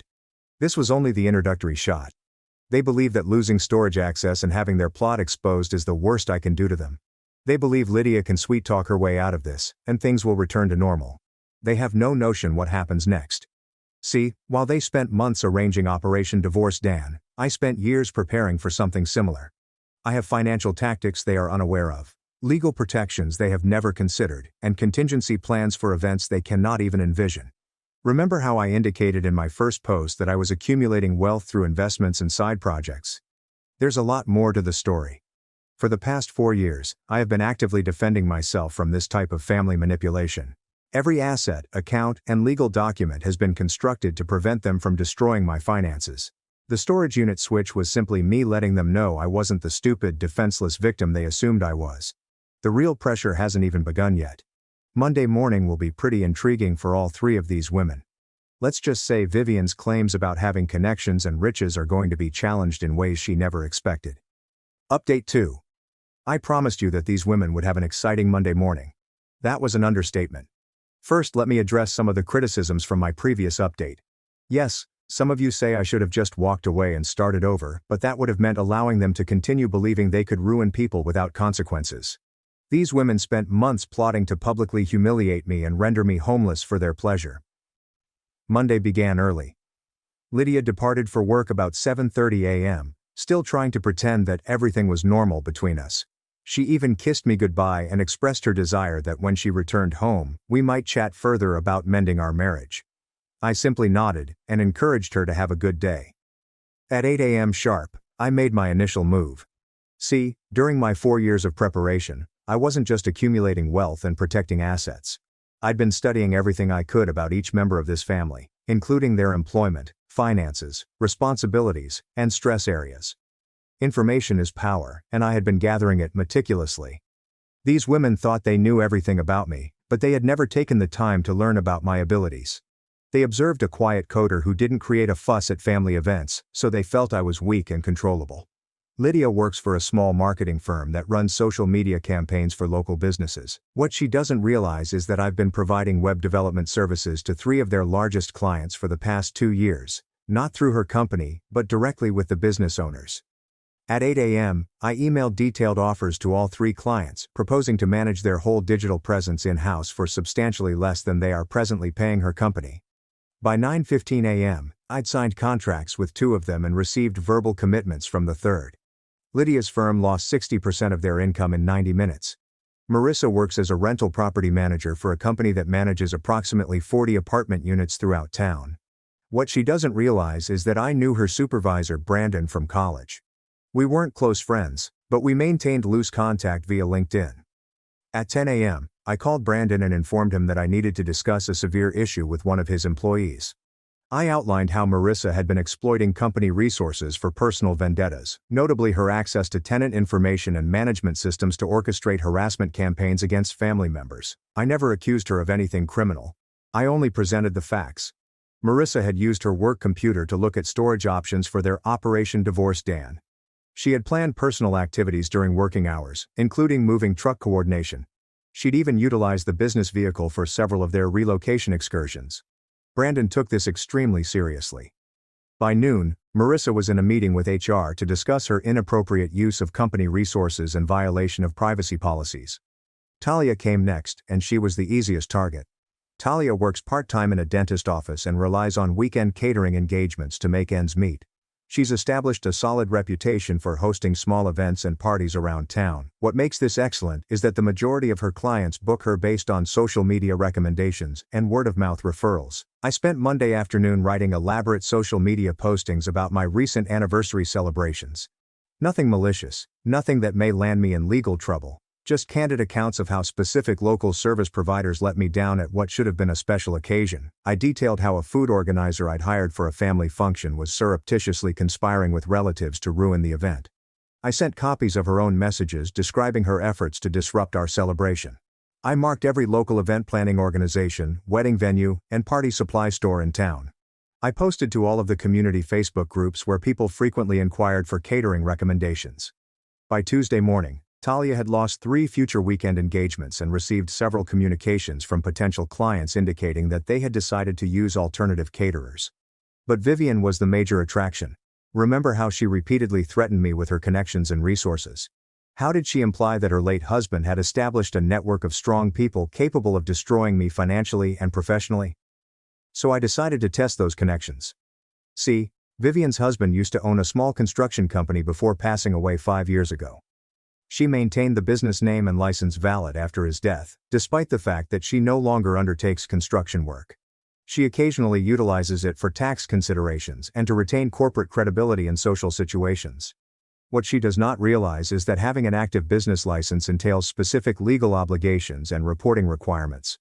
And if you are not actually executing commercial operations, there may be issues with licensing boards and regulatory organizations. On Tuesday afternoon, I filed formal complaints with both the State Contractor Licensing Board and the local Business Regulatory Office.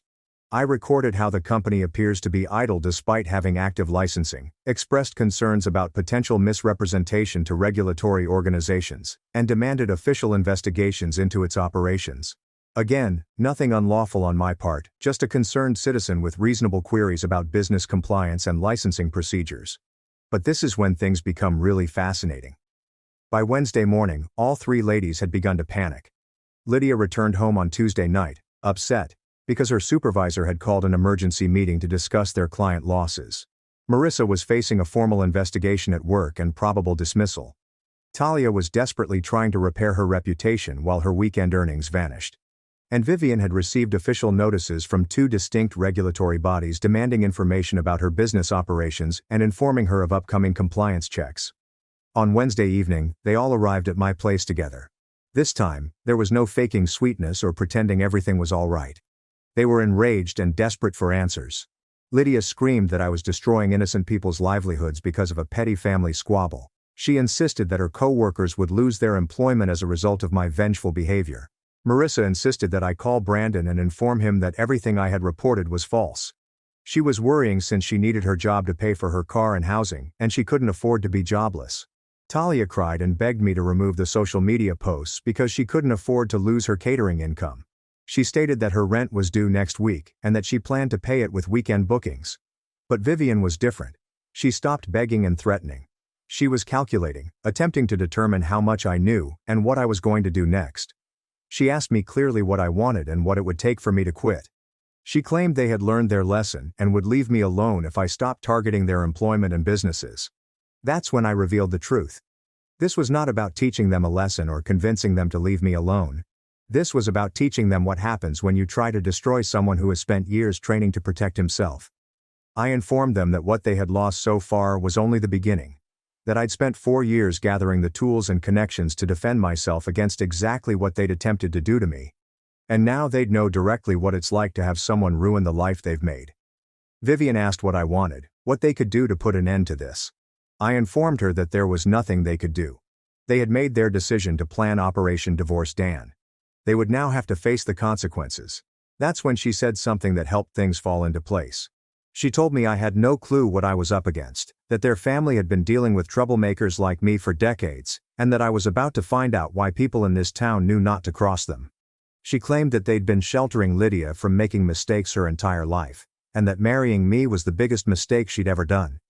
They'd spent 10 years watching me keep their daughter from reaching her full potential, and they weren't about to let me ruin her future. Finally, I realized why they disliked me so much. It was more than just feeling inferior to them. They truly believed that by simply existing in Lydia's life, I was ruining it. From their perspective, I was the impediment to their kid reaching her full potential. They considered me as a burden, preventing her from having the prosperous husband she deserved. In their minds, Operation Divorce Dan was not cruelty, but rather an intervention. However, recognizing their motivation did not change anything. If anything, It made me more determined to demonstrate them how mistaken they had been about who was truly in charge here. I informed them that everything they'd seen so far was only a preview of what the full consequences would be like. That every step I'd made had been thoughtful and intentional, with the goal of addressing the exact issues that each of them was most concerned about. Friday morning, they'll all receive a very special delivery that will make everything I've done thus far appear like practice rounds. Because they still don't realize that I'm not attempting to teach them a lesson or get them to apologize. I'm gradually undermining the cushy life they've established while preparing to destroy mine. And we are just getting started. Final update. This is my final update. What transpired over the weekend was exactly what I had been working toward for 4 years. Friday morning arrived, and my promised special delivery was exactly on time. At 9 a.m., suddenly, 3 different process servers appeared at 3 distinct addresses. Lydia was served at her office, in front of her co-workers. Marissa was in her apartment building, where all her neighbors could see. Talia is at the dental office where she works part-time. Vivian received her package at home. The documents were eviction notices, but not the ones you'd expect. See, here's something I never told any of them during our 10 years together. Lydia and I reside in the same house, which she believes we both own, and I bought it outright 3 years ago with revenues from my side businesses. Her name never appeared on the deed, the mortgage, or any other official documents. She has been living there as my guest the entire time, ignorant that she has no legal title to the property. The eviction notice gave her 30 days to evacuate the premises, claiming irreconcilable disagreements and a breakdown in their domestic partnership. Completely legal and completely enforceable. But it was not all. Marissa's apartment? It turns out that the building is owned by a property investment business with whom I have been doing web development work for the past 18 months. When I expressed my worries about their property manager's misuse of corporate resources and potential liability issues, they took it seriously. Her lease termination notice mentioned infractions of building policies and possible conflicts of interest with the management business. Talia rents a little house from an elderly couple living out of state. She has no idea that for the past year, I have been in charge of their property management website and online rent collection system. When I notified them about their tenants' involvement in harassment campaigns and the potential reputational damage to their property, they declined to extend her month-to-month lease. And Vivian. Her scenario was the most complicated, and also the most satisfying. The regulatory inquiries I initiated revealed some noteworthy anomalies in her corporate records. Nothing unlawful, but enough to cause major issues with her property taxes and homeowners insurance. It turns out that having an inactive company license while claiming residential property exemptions creates some complicated legal gray areas. Her notice was not an eviction, but a foreclosure warning. The issues with her business status prompted a review of her mortgage terms, and minor technical infractions gave the bank grounds to cancel the loan.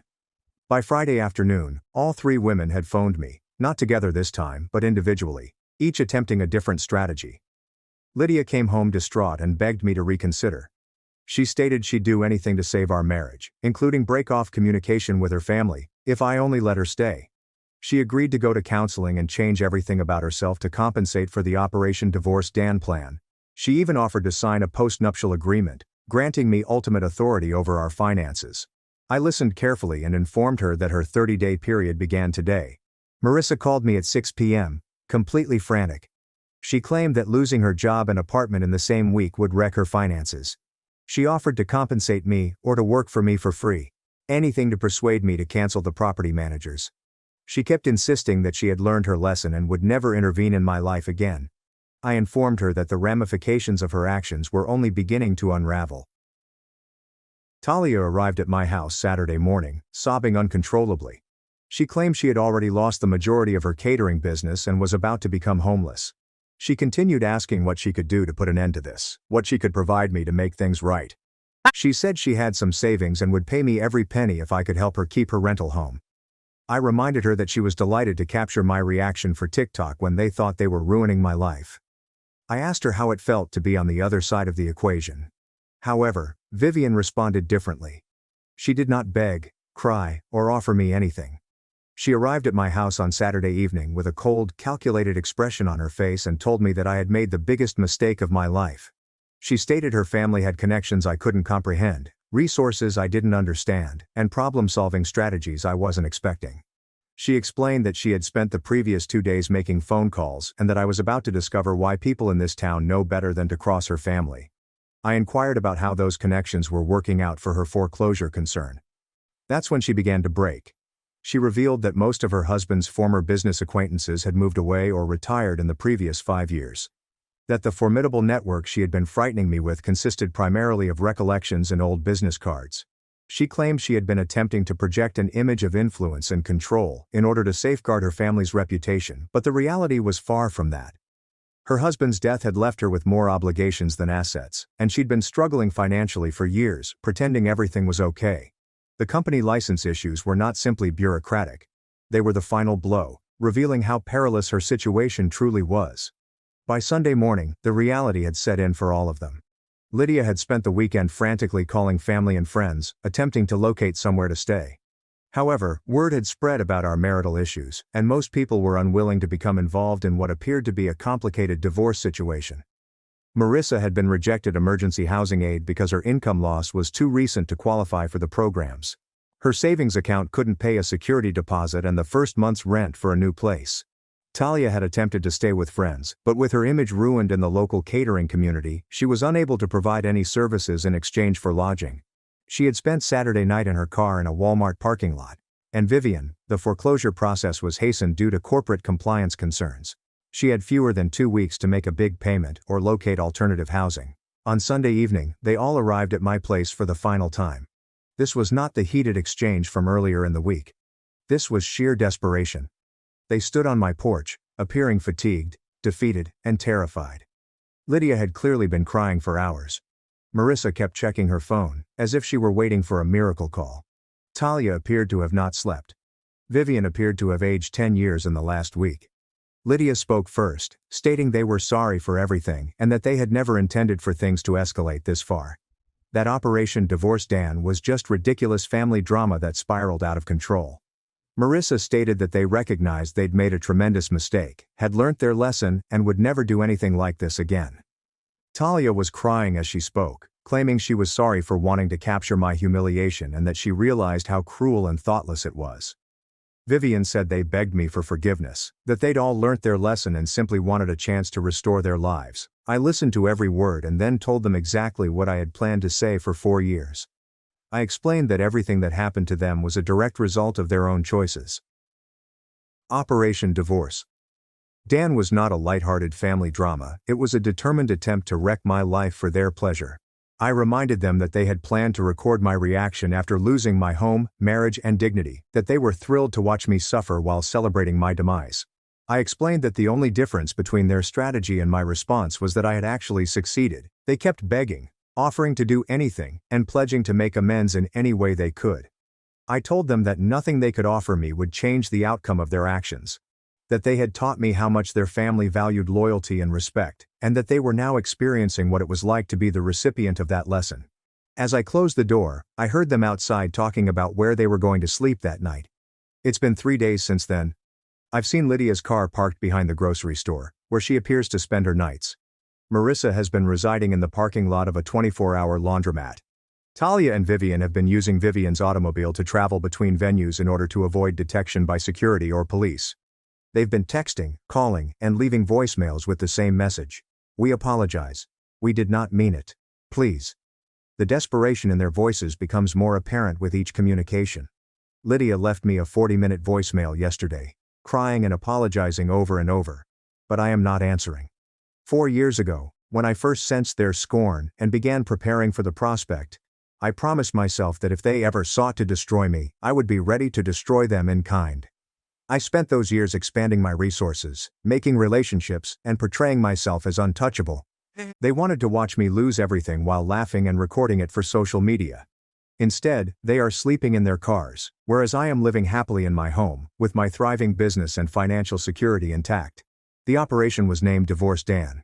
I suppose you could say the operation was a total success, just not in the way they had anticipated. My family used my money to buy my sister a $5,000 ring and threw a party without inviting me. Today, they begged for forgiveness, but it's too late. Hello Reddit, longtime lurker, first-time poster. This occurred throughout the last year, and I'm finally ready to tell the entire tale. This is going to be wild, so buckle up. Some backstory on me. I'm 31, male, and I work in medical device sales, earning roughly $170,000 per year. I've worked in sales for almost 8 years now. I started straight out of college and worked my way up through 3 different companies. I live in a nice 2-bedroom apartment in the city, drive a reliable Honda Accord, and I've always been the successful member of my family, not trying to boast but setting the scene, because the financial condition is critical to this story. My family comprises of my parents, Gregory and Evelyn, both 58, and my sister Marissa, 29, a woman. My parents own a little landscaping company named Green Dreams Landscaping, which barely breaks even most months. They began it approximately 15 years ago, when Dad was laid off from his factory job, and it has been an ongoing struggle ever since. Mom assists with the books and customer service while works part-time at the local library to earn health insurance benefits. And Marissa, well, she's been attempting to become a social media influencer for the past few years with very little success. We're talking about someone who has maybe 200 Instagram followers and truly believes she'll make it big as a lifestyle blogger. She dropped out of community college after 1 semester to focus on her business and has since bounced between part-time retail jobs, usually leaving after a few months because the employment does not line with her personal ideals. This is where my friend Silas enters the picture. Silas works with me in medical equipment sales and is a straight-talking Chicagoan with no patience for BS. He's around 6 feet 2 inches, always wears well-pressed shirts and cuts through people's garbage with surgical accuracy.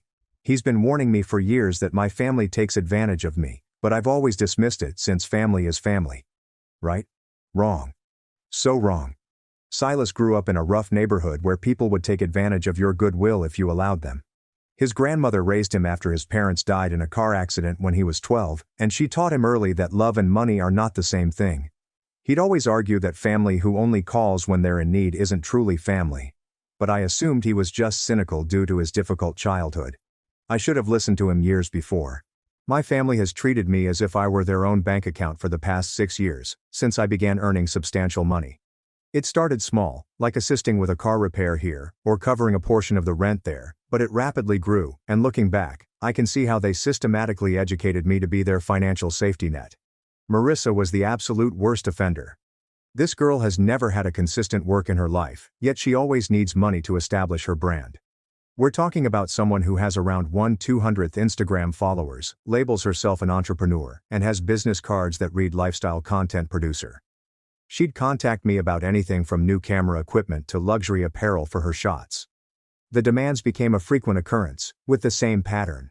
Hello big brother, could you help me with my car payment? Just once I promise. $480. An emergency room visit. My insurance did not cover anything, and I'm panicking. $750. Rent is due tomorrow, and I am short. The landlord is threatening eviction. $900. We require new equipment for content creation. This might be my big break. $1 and $200. Transmission failed. The mechanic says it will cost this much to fix. $1,400. And I paid every time, since that is what a family does. Right? That is what I told myself. Anyway, Marissa had a way of making every request sound like a life-or-death situation. She'd call, crying about how anxious she was, how she couldn't sleep, and how this one thing was preventing her from succeeding. She'd vow to repay me as soon as her next sponsored post came through or her YouTube channel was monetized. Of course, none of those things happened because her content was truly horrible. But I kept believing her because I wanted to support my younger sister's goals.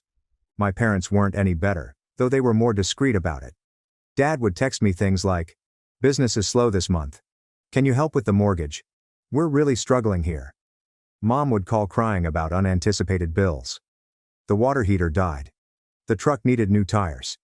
They received a surprising tax bill. I'd transfer money without inquiry because I believed I was helping my family get through difficult times. Silas would shake his head when I sent these payments. "Man, you're not helping them. You are making things easier for them. When was the last time any of them called to ask how you were doing? I'm not asking for money, I'm simply checking in to see if you're happy, dating someone, or need anything." I couldn't recall. Every conversation with my relatives eventually resulted in a financial request, generally within the first 10 minutes. Here's the pattern that emerged over time. Marissa would spend weeks on social media expressing her desire for something expensive. Designer bags, professional camera equipment, holiday places, high-end beauty items, fitness gear, you name it. She'd make intricate wish lists and mood boards, always posting about how these products would improve her content and push her company to the next level. Then she'd have an emergency that cost the same amount as those products. I'd send the money, thinking I was assisting with actual car repairs or medical expenditures, only to find her sharing images of her new items a few days later. When I asked her about it, she would give me an explanation. She received a wonderful price on the bag when her emergency was settled. Someone handed her the equipment. She found it in a thrift store. Whatever. However, I always gave her the benefit of doubt. Perhaps she was speaking the truth. Perhaps I was being paranoid. Perhaps Silas' cynical attitude had rubbed off on me. I was willfully blind to what was going on because I didn't want to think my sister was lying to me. The trend became so predictable that Silas began making jokes about it. Let me guess. Marissa's about to have a car emergency for exactly the cost of those designer shoes she's been posting about. And he was almost always correct. Looking back, I knew they had me fully trained. Marissa would create issues, I would send money. She would buy what she really desired. Then they'd all seem appreciative for approximately 5 minutes before the cycle again. I acted like a Pavlovian reflex. They'd ring the emergency bell, and I'd send funds. The real kicker came last Christmas. I went all out, spending about $3,000 on gifts for everyone because I had just completed a large transaction and was feeling generous. I got Dad the $850 professional-grade chainsaw he'd been seeking for the business. I bought Mom a high-end KitchenAid stand mixer for $450, which she had mentioned several times. And for Marissa, I actually purchased her the fancy shoes she'd been raving about, Louboutin red-bottom heels that cost me $1,100. Silas thought I was completely mad. You're buying $1,000 shoes for someone who's never said thank you in her life. She probably won't even wear them to any real events, just post pictures for her Instagram, then put them in her closet. I felt good about being kind. I succeeded, I could afford it, and I wanted my family to know that I cared about them. I pictured Marissa being appreciative for once, perhaps even saying something positive about having a supportive sibling who believed in her goals. That generosity was about to bite me worse than I could have ever anticipated.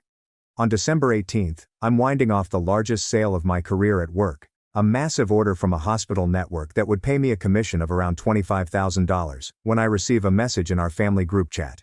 My mom. Hi everyone. Change of plans for Christmas. We're keeping it small this year. Just immediate family. Hope you understand. I read the message 3 times and it didn't make sense.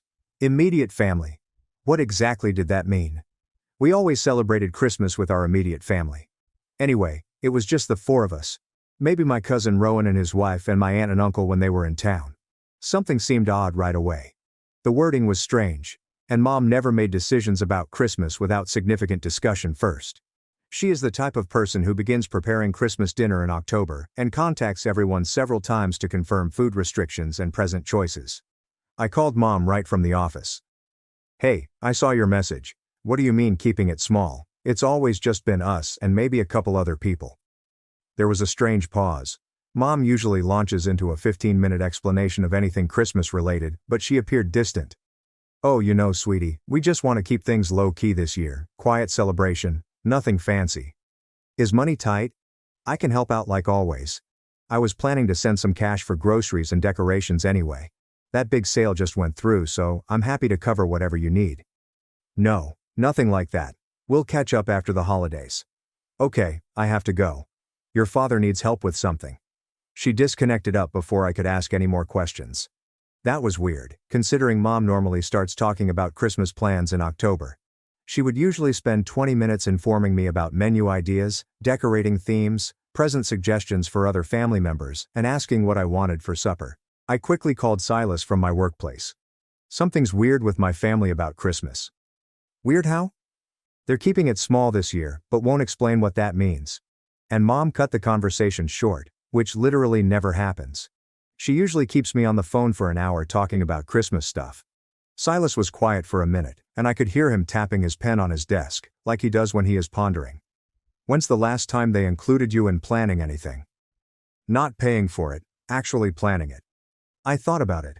I could not recall being solicited for advice on family events. I simply showed up, gave costly gifts, and donated money for food and decor. Sometimes I'd make recommendations, but they'd usually respond, "Don't worry about it, we've got it covered." Listen, according to Silas. They're probably planning something and don't want you there for some reason. Keep your eyes open, and don't send any money until you know what's going on. Something about this doesn't smell right. I assumed he was being crazy, but something in my stomach told me he could be correct. Silas has good instincts for people. It's what makes him such an effective salesperson. 2 days later, I received another text from Marissa. Hey, need help with car repairs again. Mechanic says $1,300 for transmission work. Can you help me out? I'm completely broke and can't get to work without my car. This is so stressful. I haven't slept in 2 days. I sent the money right away, no questions asked, since that's what family does. However, in retrospect, I should have inquired as to why her automobile required gearbox repair when she had it repaired for $900 2 months prior. 3 days later, he sent a message. Hey son. Business equipment broke down right before the holidays. Need $800 for repairs to keep working through Christmas. Can you help out? We've got some big jobs lined up for January, but need the equipment working. Again, I transferred the funds without hesitation. I didn't even consider asking what equipment had broken down or why it was so expensive to repair. Looking back, I see I was sponsoring my own exclusion without even knowing it. Every dime I provided them was most likely used to plan the party to which I was not invited. Christmas Eve. I'm sitting in my apartment, convincing myself that spending the holidays alone was fine. I'd gotten some lovely takeaway from my favorite Italian restaurant, chicken parmesan with a side of pasta, and had some good movies lined up on Netflix. I assumed I'd make the most of a peaceful evening by catching up on some reading and possibly calling a few pals who were also spending the holidays alone. Around 8 p.m., my phone vibrates with an Instagram notice. Marissa had shared a new story. I almost didn't look into it because I was feeling sorry for myself, but curiosity got the best of me. What I witnessed caused my stomach to drop to the floor and my hands to shake. She was at my parents' house, but it wasn't the quiet, low-key party my mother had portrayed. The place resembled something out of a luxury magazine or a film set. Professional decorations are everywhere. Not the typical DIY crap we'd usually done, but genuine professional-grade string lights that must have cost hundreds of dollars. Elaborate centerpieces and cloth table linens instead of the standard plastic tablecloths. There were catering tables put up in the backyard, with what appeared to be professional food service, including chafing dishes and cloth-covered tables. I could envision a bartender in formal clothes preparing cocktails behind a real portable bar setup. This was not a potluck Christmas meal. This was a fully catered occasion. Present had to be at least 50 individuals present, possibly more. I could see automobiles lined up down the block and individuals I didn't recognize wandering about in the yard. But things became much worse. The following article featured Marissa showing off a ring, lifting her hand up to the camera with a big diamond catching the light. "OMG everyone," Dorian proposed. "Look at this gorgeous ring he saved up for. He's been planning this for months. I can't believe this is happening." Dorian has been her boyfriend for around 8 months. He works part-time at a vape shop in the mall and lives in his mother's basement. He drives a Honda Civic with a large spoiler and loud exhaust. This guy genuinely asked me for gas money last month because he was between paychecks, and now he's buying engagement rings that appear to be more expensive than his car. Then came the final whack to the face. A group film in which everyone toasts using actual champagne glasses, rather than disposable cups. "Best Christmas ever with the people who really matter," Marissa said into the camera, displaying her ring to everyone around her. I could see everybody there. I hadn't seen my extended family members in years. Family, friends, neighbors from my parents' block, and even some of my old high school acquaintances, whom I had introduced to my family throughout the years. People dressed up as if it were a wedding celebration, not a casual family Christmas. The only person missing is myself. My phone rang quickly. "Silas. You see that nonsense on Instagram?" "Yeah." My voice sounded choked. "That ring probably cost at least $3,000, maybe more. Where do you think a part-time vape shop worker got $3,000? And look at that party setup. That's not home decorations. That's professional event planning. Somebody spent serious money on this." I didn't need him to spell it out. Marissa had repeatedly approached me for money over the last 3 months. Car repairs, medical expenditures, and rental assistance. The amounts are $300, $750, $900, and $450. Total, $3,400. Dorian had borrowed money from Marissa, who in turn had borrowed money from me. She effectively crowdfunded her own engagement ring with my money, and then excluded me from the celebration. "Silas, I feel sick." "Don't feel sick. Get mad. This is war now. And you've got the bigger weapons. But first, document everything. Screenshot all of this before she deletes it." I spent the following hour taking screenshots of every single social media post from the party. Marissa's story, other people's blogs, images of the decorations, the meal, the ring, and group photos of everyone having a great time. I stayed awake till 3 a.m., scrolling over social media posts from the celebration. Every single individual present had posted something: pictures of the extravagant decor, catered food, the professional bartender, Marissa's ring, and group photos of everyone having a great time. One post truly spoke to me. My cousin Rowan uploaded a photo of himself with my parents. All of them raising champagne glasses with the remark, "Nothing beats family Christmas traditions." So grateful for this amazing celebration and for family that knows how to do the holidays right. Family Christmas traditions as if I hadn't been a part of them. I felt like I wasn't a part of the family. Another post from my aunt featured the dessert table, professional-looking cakes and pastries that clearly did not come from a grocery store. The caption said, "Evelyn and Gregory really outdid themselves this year. This is what Christmas is all about." However, the worst one came from my mother's Facebook. She had shared a group photo of roughly 30 individuals gathering around the Christmas tree. Everyone is cheerful and holding beverages. The caption said, "Blessed to have such wonderful family and friends to celebrate with. Best Christmas ever. Grateful family. Christmas magic." I am not in the photo. I was not even mentioned. December 26th at 10:30 a.m. I had hardly slept and was still absorbing everything when my phone vibrated with a text from Dad. "Hey son, hope you had a good Christmas. Can you help us out with our January mortgage? We need $4,000. Thanks." I stared at that message for a whole 5 minutes. The arrogance was simply amazing. These people had more nerve than I could have anticipated. They excluded me from Christmas, used my money to purchase their extravagant party and Marissa's engagement ring, and filmed the entire event on social media to ensure I knew exactly what I was missing. And now they wanted more money, as if nothing had happened, as if I were just their personal ATM, devoid of emotions or recollection. I screenshotted the message and quickly forwarded it to Silas, along with a message. "You're not going to believe this." His reaction was quick. "Are you kidding me right now? They have some serious nerve. This is sociopathic behavior." I called him. "They just asked for mortgage money." "How much?" $4,000. Silas was quiet for exactly 3 seconds before laughing, but not in a funny way.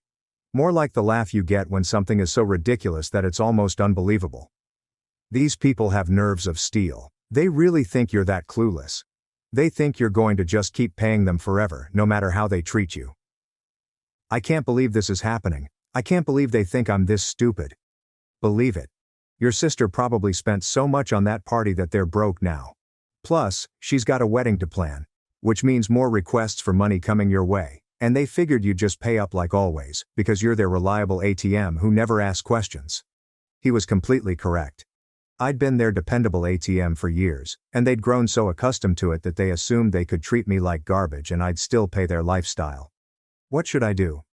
"Oh, I've got ideas, but first tell me something. How much money have you given them total over the years, not just this year, but everything?" I'd actually been keeping track of everything in a spreadsheet for tax purposes, as some of the larger amounts qualified as gifts. Over the last 6 years, it's around $73,000. $73,000? Are you serious right now? You could have bought a house down payment with that money. You could have bought a luxury car. You could have taken amazing vacations all over the world. Hearing the number aloud made it sound worse. That was more than most people earn in a single year. And I'd just given it away to individuals who obviously didn't respect me. "Here's what really gets me," Silas said, and I could hear him becoming upset on my behalf. "They didn't just exclude you. They planned an elaborate party, invited everyone you know, hired professional services, bought expensive rings, and documented the whole thing on social media to make sure you'd see exactly what you were missing. This wasn't an oversight or a miscommunication. This was deliberate psychological warfare. Why would they do that? What did I ever do to deserve this? Because they wanted to hurt you. This wasn't about wanting a small celebration. This was about putting you in your place, showing you that you're good enough to fund their lifestyle, but not good enough to actually be included in their family. They wanted you to know that they see you as a resource, not a person."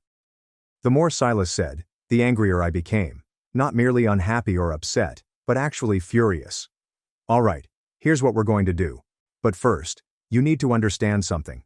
Back in Chicago, my cousin tried to pull something similar with my grandmother after my grandfather died. She thought she could manipulate the old lady into giving her money while treating her like garbage. You know what happened?" "What?" "My grandmother cut her off completely and left everything to charity in her will. My cousin learned real quick that you don't mess with family money when you're not acting like family. I'm about to teach your family that same lesson. But we're going to do it right. This is going to be surgical. Silas was more than just good at sales. When driven, he turns out to be an excellent researcher. While I was feeling sorry for myself during the holidays, he had been conducting what he called reconnaissance on my family's circumstances. I spent my time off doing homework on your family. You want to hear what I found? Because it's worse than you think. We went to our customary coffee cafe near the office the day after Christmas. I was on my third cup of coffee and still felt like I was hit by a truck emotionally. Your parents' landscaping business, they filed some paperwork 3 weeks ago, changed some ownership details. Want to guess what they did? I had no notion, but I was getting a horrible vibe. They transferred majority ownership to Marissa. Your sister, who's never touched a lawnmower in her life and wouldn't know a hedge trimmer from a chainsaw, is now listed as the primary owner of their business. I almost choked on my coffee. What? Why would they do that? Silas gave me the look that suggested I was missing something obvious. Think about it.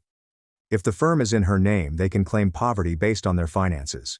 The poor struggling landscaping business is barely making ends meet. Please help us, Adrian.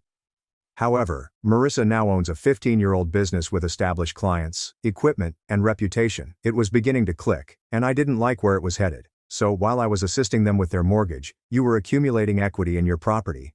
They're probably going to transfer to Marissa too. They've been playing chess, and you've been playing checkers. This has been a long-term strategy to transfer their assets to her while retaining you as a financial backstop. I felt nauseated. How did you find this out? Business filings are public record if you know where to look. Took me about 20 minutes of searching, but here's the really good part. Want to know how much that engagement ring actually cost? How could you possibly know that?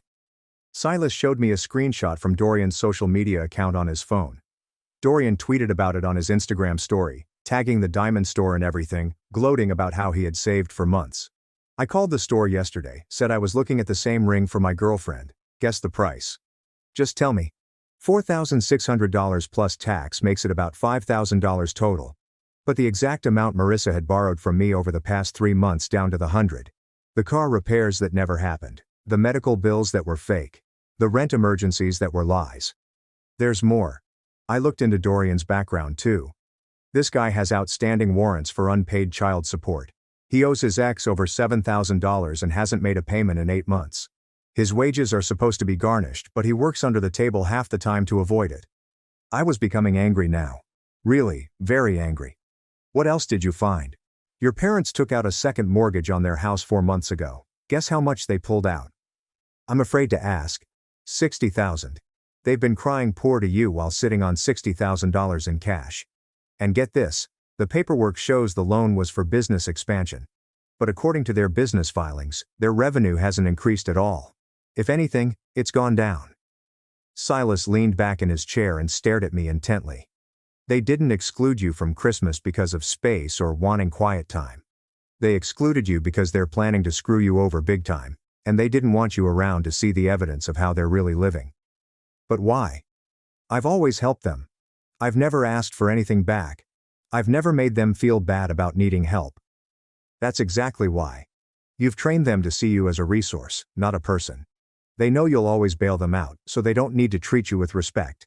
They can use you for money and exclude you from family events because they know you'll still be there next time they need cash. Silas got out his phone and showed me further screenshots. Look at this. Your mom posted on Facebook about their wonderful Christmas celebration and how blessed they are. Your dad posted pictures of all the expensive equipment he's been buying for the business. Equipment you probably paid for without knowing it. And Marissa, she's been posting about her successful year and her bright future while working part-time retail. That's when things became crystal clear. They weren't only using me for money anymore. They were aggressively taking from me and intending to cut me off completely once they no longer needed me. So, what do we do about it? Silas gave an unfriendly smile. It was the kind of smile he gives when he's ready to close a particularly difficult transaction. We're going to teach them why you don't bite the hand that feeds you. But we're going to do it smart, and we're going to do it completely legal. By the time we're done, they're going to wish they just invited you to Christmas. Silas and I worked together for the next week to create Operation Reality Check. The proposal was amazing in its simplicity and absolutely destructive in its possible implementation. First, I searched through my financial records, documenting every single payment I'd made to them over the previous 6 years. Every Venmo, Zelle transfer, check, PayPal payment, and wire transfer. I arranged everything into a precise spreadsheet with dates, quantities, what they said the money was for, and what it was actually spent for, based on their social media posts and my own observations. There were so many transactions that it took me 3 entire days. I had to sift through 6 years of bank accounts, payment app histories, and even old text messages to get the full picture. The ultimate total was $73,847, or over $74,000. Then Silas assisted me in researching the legal definitions of fraud and theft by deception in our state. It turns out that continuously lying about what you need money for can be considered criminal fraud, especially if there is a pattern of deception and the quantities are large. We are not going to sue them, Silas stated as we sat in his apartment figuring this out. We're going to do something better. We're going to make them face public consequences for their actions. People like this only understand embarrassment and social pressure. This is what we did. Step 1. I canceled all recurring payments I had set up for them. Their mortgage contribution is $200 per month. Marissa's car insurance is $180 per month. Dad's phone plan is $95 per month. Mom's credit card minimum payment, which I had been covering, was $150 each month, as well as a few other smaller subscriptions. Everything disappeared overnight. Step 2. I wrote a detailed document describing every lie they told me regarding money, along with screenshots of their social media posts to prove they were lying. Every emergency resulted in expensive items. They shared every problem that coincided with expensive holidays. Every time they claimed poverty while flaunting their new online items. Step 3. Silas assisted me in creating a simple web page outlining the timeline of their lie. We titled it The Truth About Financial Abuse and made it appear professional, factual, and not emotional or vindictive. We included everything: the business ownership transfer, the second mortgage, the engagement ring scam, the Christmas party exclusion, text message copies, redacted bank documents, social media screenshots, and the entire timeline. Step 4. The masterpiece. Marissa has always wanted to be famous, right? Silas' girlfriend works for a local TV station, and they were filming a feature in January about successful local families and their holiday customs for their New Year, New Beginnings series. We pitched them a story about Marissa's entrepreneurial success and her close-knit family, who help each other with business projects. We informed them about how she had lately taken over the family business and become engaged, painting a picture of this happy success tale. Marissa's ego couldn't resist the opportunity to appear on television discussing her business ownership and family values. When the news station called her, she virtually yelled with delight and quickly began organizing her costume and talking points. The interview was scheduled on January 8th. Marissa spent 2 weeks preparing, including purchasing new outfits, having her hair professionally done, and practicing her talking points about family values, business success, entrepreneurial spirit, and the need of having a support network. She had no idea what was coming. Silas and I spent those 2 weeks perfecting our website, acquiring further evidence, and planning for the aftermath. We also sent anonymous tips to Dorian's ex-girlfriend about his engagement and how he managed to finance the ring while owing thousands in child support. The television interview aired Tuesday at 11 a.m. Marissa appeared polished and proud, gushing about her family company and close-knit family while wearing professional cosmetics and an attire that cost more than most people's monthly clothing budget. She spoke on about family values, sticking together through thick and thin, and having friends you can rely on. When asked about business success, she remarked about carrying on the family legacy and creating something important with loved ones. "I'm so blessed to have a family that believes in me," Marissa said, beaming. "My brother especially has been so supportive of my entrepreneurial journey. He's always there when we need him. Family is everything to us, and we stick together no matter what." Discussing her recent engagement, she raved about Dorian's financial responsibilities, how he'd been saving for months for her ring, and how he recognized the importance of working hard and saving for things that important. Those quotes were going to haunt her forever. By 11:30 a.m., Silas and I had posted a link to our website in the comments with the simple message, "Here's the genuine story of this family's accomplishments and morals." The response was swift and overwhelming. Within 2 hours, people had seen our documented evidence of widespread family deceit, in stark contrast to Marissa's morning interview on family support. The real fireworks began when Dorian's ex-girlfriend discovered the story. She had been following him down for months due to overdue child support. Her popular social media post contained images of Dorian's extravagant engagement ring, screenshots of unpaid child support orders, and explanations of how he avoided obligations by living beyond his means. My phone vibrated around 2 p.m. I received calls from everyone who had attended the Christmas party I had been excluded from. Seeing the financial data set out clearly made folks realize how badly I'd been duped. My cousin Rowan called directly. "Adrian, I had no idea. Marissa told everyone you were too busy with work for Christmas, that you'd sent money but couldn't make it due to business commitments, and specifically asked them to celebrate without you." Neighbors and acquaintances began posting online, questioning how Marissa could afford her lifestyle without a permanent job, and how my parents appeared to have party money despite constantly whining about their struggles. The local news picked up the subject again for an evening show, concentrating on financial elder abuse and family manipulation, and using Marissa's morning interview as an example of how financial predators portray themselves as victims. By the evening, all three were at my apartment complex. I watched them quarrel in the parking lot for 20 minutes before heading upstairs. Mom was crying, Dad was enraged, and Marissa was absolutely devastated. "Adrian, we need to talk," Mom murmured nervously. "About what exactly?" Marissa pushed forward, her voice shrill and panicky. "You need to take that website down right now, it's ruining my reputation. Strangers are calling me a thief." Silas sat on my couch, munching on chips and watching as if it were premium entertainment. "Your reputation, Marissa. You stole nearly $5,000 from me for your engagement ring, then lied about it on television this morning." "It wasn't stealing. You gave me that money. You said it was for car repairs and medical emergencies." Dad's voice sounded tense and angry. "Son, family business should stay private. You're embarrassing all of us." Silas stood up. "Oh, now it's private. Where was that energy when y'all excluded him from Christmas and put it all over Instagram?" The epic hour-long argument ensued.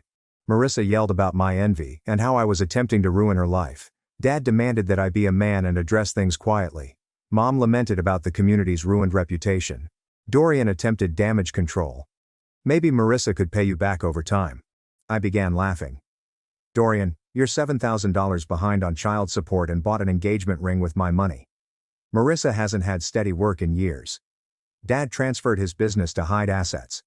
Mom helped plan Christmas specifically to exclude me while taking my money. What exactly are we working out?"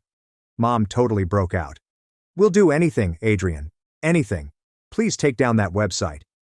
The only terrible things about you online are documented facts." Marissa attempted ultimate manipulation. "If you really loved your family, you'd protect us from this embarrassment." Silas handed her Kleenex. "If y'all really loved family, you wouldn't have stolen from him for years, then excluded him from Christmas." They went through every manipulative technique imaginable. Guilt trips, wrath, bargaining, threats, phony apologies, and frantic begging. I told them 48 hours to return business ownership to Dad, issue a public apology for their acts, present a documented repayment plan, or I will file police reports for theft and fraud. They fled in panic, finally realizing that their acts had consequences. The next morning, Marissa uploaded a 4-minute Instagram confession video in which she admitted to lying about her financial difficulties, using my cash to pay for her engagement ring, excluding me from Christmas despite accepting my assistance, and years of taking advantage. She declared that she will be stepping away from social media for personal accountability and growth, as well as seeking therapy. Dad reclaimed business ownership and handed him a $15,000 check as partial reimbursement, along with a written apology and payment schedule. Dorian broke up with Marissa that day and returned to his mother's home 2 states away. Apparently, his mother heard the news broadcast and threatened to kick him out unless he began making child support payments. Sometimes the best retribution is simply letting folks know the truth. Influencer girlfriend mocked me before flying to Europe. By the time she returned, I had sold the car, emptied the house, and seized her website. My partner believed she was destined for greater success and chose to remake herself. I'm Damien, a 27-year-old guy, went along with it for a while and even encouraged her. However, the way she began treating me made it clear what she truly thought of me. One instance in particular opened my eyes, and I knew things weren't going to end as she had hoped. So my girlfriend Selena, a 25-year-old woman, thought she was the next great thing on Instagram. She used to have a good job in retail. Consistent salary, benefits, and everything else. Then one day, she announces her resignation since her brand required her undivided attention. Her brand was as if she were Nike or Apple.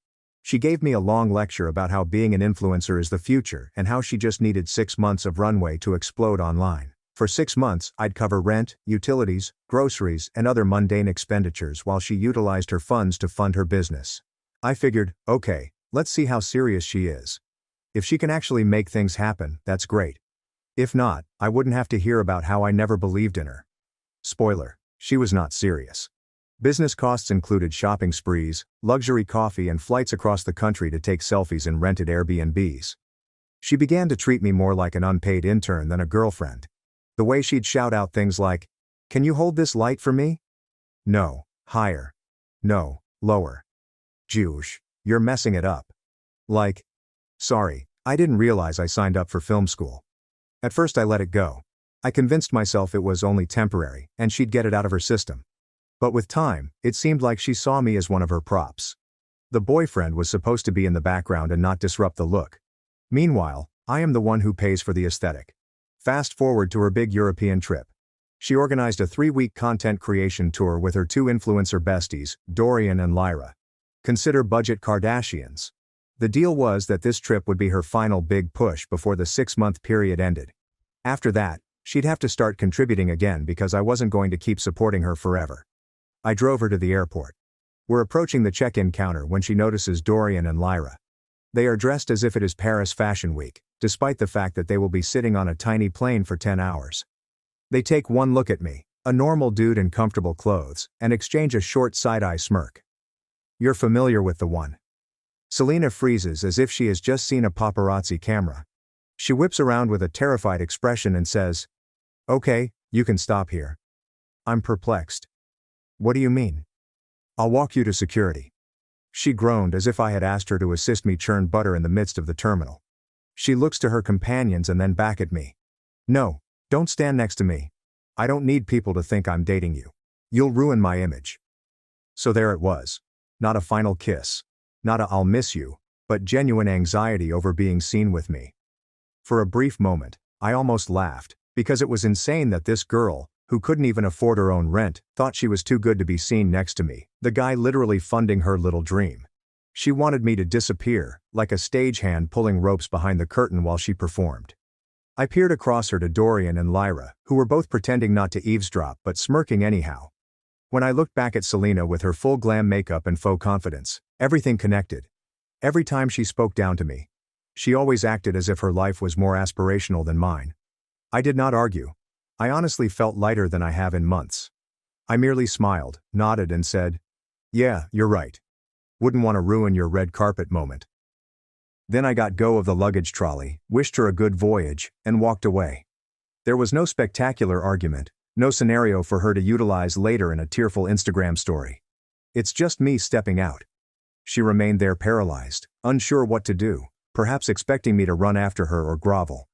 But all she got was my back as I walked out of the terminal. I could almost feel her ego glitching behind me. As soon as I arrived in the parking lot, I took out my phone. She was going to be gone for 3 weeks. There was more than enough time. She believed she was about to establish her brand in Europe. She had no idea I was about to rebuild her entire brand at home. Trust me, I had plans. The trip back from the airport was the most tranquil I'd experienced in months. Only me, solitude, and the realization that I was truly free. Initially, the petty part of me wanted to go full scorched earth. I imagined pulling into the driveway, taking a garbage bag, and dropping all of Selena's sequin outfits, ring lights, and pricey serums right onto the front grass. Let your neighbors see it. Allow her to stroll up to her own circus tent of goods when she returns from Paris. But I eventually calmed down. That would give her exactly what she wanted. Drama. She was capable of spinning a narrative. My evil ex threw all my stuff on the lawn. Can you believe how cruel men are? No, I wasn't going to make it that simple for her. If she wants to be an influencer, fine. I was about to produce, direct and edit her farewell. The first stop was not even home.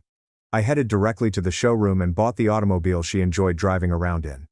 For the record, I owned my own car for daily use, nothing showy, simply sturdy and mine.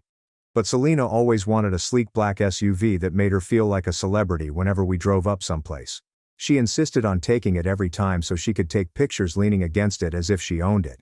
She didn't. The automobile was in my name, paid for with my money, and I was done allowing her to ride shotgun on my dime. I strolled into the dealership, approached the sales manager I had previously worked with and said, "Hey, remember me?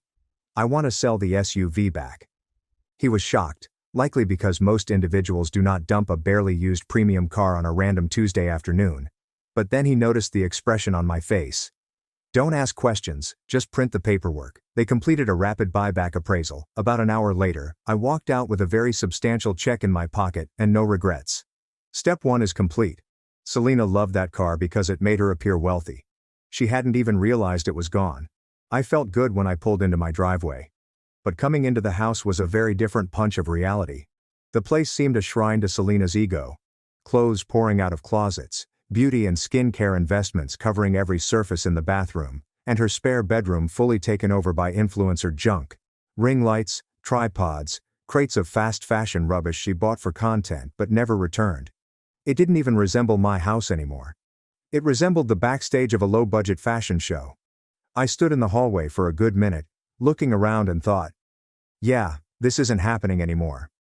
So I took out my phone, Googled removal services and found one that promised to be fast, covert, and complete. Perfect. I called them up, said that I needed anything that wasn't mine gone, and offered to pay double if they could remove it by tomorrow. The guy on the phone probably assumed I was going through a difficult divorce. I didn't bother to correct him. While I was at it, I arranged a deep cleaning crew. If I was going to get her out of my house, I was going to do it right. No trace remains. I wanted to go into a location that felt fresh, not haunted by the ghost of someone who valued her Instagram following over real life. After finalizing the house plan, I sat down at my desk and opened my laptop. If getting her belongings out of the house was step 2, cutting her off digitally was step 3. We shared streaming accounts, supermarket delivery logins, and even Amazon Prime. She was sucked into everything. I changed passwords one by one, removed her as an authorized user, and secured everything: Netflix, Hulu, Spotify, and credit cards. It felt like removing malware from my life. Then I got to the best part: her influencer business. Selena had a website that she used to route everything through: brand deals, contact information, and a small gallery of edited photographs. And because I was the one who originally put it up for her, and tech was not her thing, I still had the login. I sat there staring at the dashboard for about a minute, tempted to destroy it altogether. With a single click, her small empire would be gone. But no, that would have been too easy, too kind. Instead, I updated the recovery email address and phone number to mine. There have been no major edits or deletions yet. I was just making sure that when the time came, I would have all of the strings. It was late when I finished, and Selena's belongings remained in the house. But rather than being overwhelmed, I felt peaceful. For the first time in months, I wasn't responding to her pandemonium. Instead, I was putting together a strategy, step by step. That night, I enjoyed the best sleep I'd had in ages. There are no ring lights blazing at me. No more continuous TikTok scrolling from the opposite side of the bed. It's just me. Silence and the realization that Selena's brand was about to undergo a totally different type of relaunch. The next morning I also scheduled a locksmith appointment. New deadbolts, new keys, a fresh start. If Selena tried her old key when she returned, she'd get a polite click of rejection. Tomorrow the garbage team would arrive. Tomorrow the house would begin to feel like my again. And tomorrow was only the beginning. I woke up before my alarm, which is unusual for me. Selena's phone usually served as the home alarm, blasting some TikTok remix while she taped a rise and grind narrative that she'd delete an hour later. However, nothing happened that morning. Just silence. Honestly, that was the best alarm clock I'd had in years. I got myself coffee and sat in the living room, taking in everything with new eyes. The coffee table was covered in lip gloss tubes, half-burned candles, and receipts from content lunches. The dining table was blanketed in unopened PR packages she pleaded for online. She never opened the Amazon boxes that were heaped in the corner of her living room. It was like living in the clearance aisle. By 8:45, the junk removal truck arrived. 2 males emerged, built as if they had been dragging furniture since kindergarten. They looked about, and then at me. "So, what exactly are we clearing?" one inquired. I grinned. "Everything that looks like it belongs to a wannabe celebrity. If it looks like it belongs to an adult man, it stays." They chuckled, probably thinking I was exaggerating. They would learn. I walked them through the house. Wiped the closet out. Bathroom. Everything that does not smell like soap or deodorant is gone. Are there any spare bedrooms? Don't even sort. Just scoop. Selena had transformed the area into her personal QVC studio. There were tripods, 2 ring lights, racks of clothing still with tags, and stacks of shoes she wore once for a shot but then forgot about. The lads did not waste time. I stood in the corridor, simply listening. The sounds of boxes thudding, hangers clattering, and drawers slamming shut were music. Every thump out the door represented another bit of her ego leaving my home. One of the guys stepped out with a large framed image of Selena's face. Not a joke. She had a 24 by 36 glam shot of herself hanging in her bedroom, as if she were in a hotel lobby. The man paused and raised his brow at me. "Storage," I replied. He shrugged and carried it away. "Yes, storage." I was not foolish. I had everything ready to go into a unit across town. The first month is prepaid, and the code has been established. I wasn't about to give her ammunition by trashing her belongings and allowing her to play victim. No, she may complain to her followers about how harsh I was. But at the end of the day, her entire fast fashion enterprise would be waiting for her in a locked cage that she had to pay for. By mid-morning, half of the home was empty. The closet resembled a closet once more, rather than a mall dressing room. My razor, toothbrush, and one bottle of body wash were all that remained on the bathroom countertop. Simple, functional, and normal, not covered with 97 steps of skincare bottles and sprays. Sunlight flooded into the extra room. For the first time in months, it wasn't drowning under a tangle of cheap polyester and ring lights. That's when my neighbor Grant came by with his dog. He slowed down when he spotted the rubbish workers unloading stacks of purses and clothing. "Moving out?" he inquired. I smirked. "Not me." He laughed, gave me a thumbs up, and continued going. Even he knew. The cleaning staff arrived after the junk removal workers had left with their vehicle stacked to the roof. 3 women rushed out, armed with vacuums, buckets and rubber gloves. They had that look as if they'd seen it all, so my mess wouldn't bother them. I didn't need to explain much. They stepped inside, looked about at the vacant rooms, and nodded like doctors preparing for operation. Within minutes, they were cleaning the baseboards, vents, and even the tops of the ceiling fans. One of them inquired about an unusual discoloration on the bathroom countertop. "Bronzer," I said. "Don't ask." She only chuckled and scrubbed harder. While they worked, I sat at my laptop and continued the digital cleansing. I locked her out of Netflix, Hulu, and Amazon yesterday. Today I dug deeper. Uber, gone. DoorDash, gone. No more unexpected charges because she had a taste for inspo sushi. Then I reopened her influencer site. I stared at it for a moment, wanting to hit erase, but that would have been quick, clean. She did not deserve to be clean. I modified the recovery information to my and then closed it. That website would eventually become my favorite tool. By late afternoon the cleaners had finished up. The house smelled of lemon polish and fresh air, not hairspray and self-tanner. They even vacuumed beneath the couch cushions, where I discovered 3 missing eyelashes and a half granola bar. Selena was like a walking glitter bomb. Her belongings got everywhere. After they went, I wandered carefully through the home. Each room felt lighter. The walls no longer felt like they were closing in. Standing in the spare bedroom, all vacant and bright, I could already picture the setup. Dumbbells in the corner, a bench, and possibly a tool rack. Finally, a place for me to build things instead of her phony studio. That night, I curled up on the couch with a Coke, watching the game. There are no ring lights buzzing, no phone camera snapping. There is no staged date night content. It's just me, the television, and tranquility. And Selena. She was presumably in Rome, bending her head just perfectly for a pasta photo, thinking her guy back home was still waiting to pick her up in her luxurious SUV. Meanwhile, the SUV had been sold, her belongings had been boxed and stored, and her digital empire was under my hands. She desired space to develop her brand. Fine. I had just given her all the space she could possibly want. And the best part? She hadn't known her stage was gone. Tomorrow, I wasn't only going to live in my house. I was going to own it. And I meant it literally. The next few days seemed like I was watching my life reboot in real time. There is no more clutter. No more bogus influencer studios. There will be no more shrines to Selena's ego. Just myself, 4 walls, and limitless possibilities. First, I went furniture shopping. Selena often chose items that looked beautiful in images but felt like rubbish in person: skinny leg chairs that wobbled if you exhaled too hard, a couch that appeared elegant but felt like sitting on a park bench. She was more concerned with aesthetics than functionality. Now it was my house. My rules. I purchased a new couch. Huge and cozy. The kind you could pass out on during a game. I took my oak coffee table out of storage, which I had constructed myself years ago. Selena disliked it since it didn't fit her vibe, but I thought it was solid, genuine, and mine. Then I upgraded the TV to a larger size and installed a decent sound system. If I was going to recapture my kingdom, I was going to do it well. The spare bedroom became the pinnacle of this renovation. There will be no more fast fashion racks or ring lights that flash like a UFO. I brought in dumbbells, a bench, a squat rack, and even a workbench for my design work. For the first time in years, the room did not feel like a waste of space. It felt like mine. And you know what? That energy carried over into the remainder of my life. With Selena gone, I had some free time again. Actual free time, not hold this ring light while I film time. I started gaming late at night without anyone complaining about how it wasn't aspirational. I began working on my woodcrafts again. Even the air in the home felt lighter, as if the walls were no longer steeped in her artificial scent. Then came the component I hadn't realized I missed the most.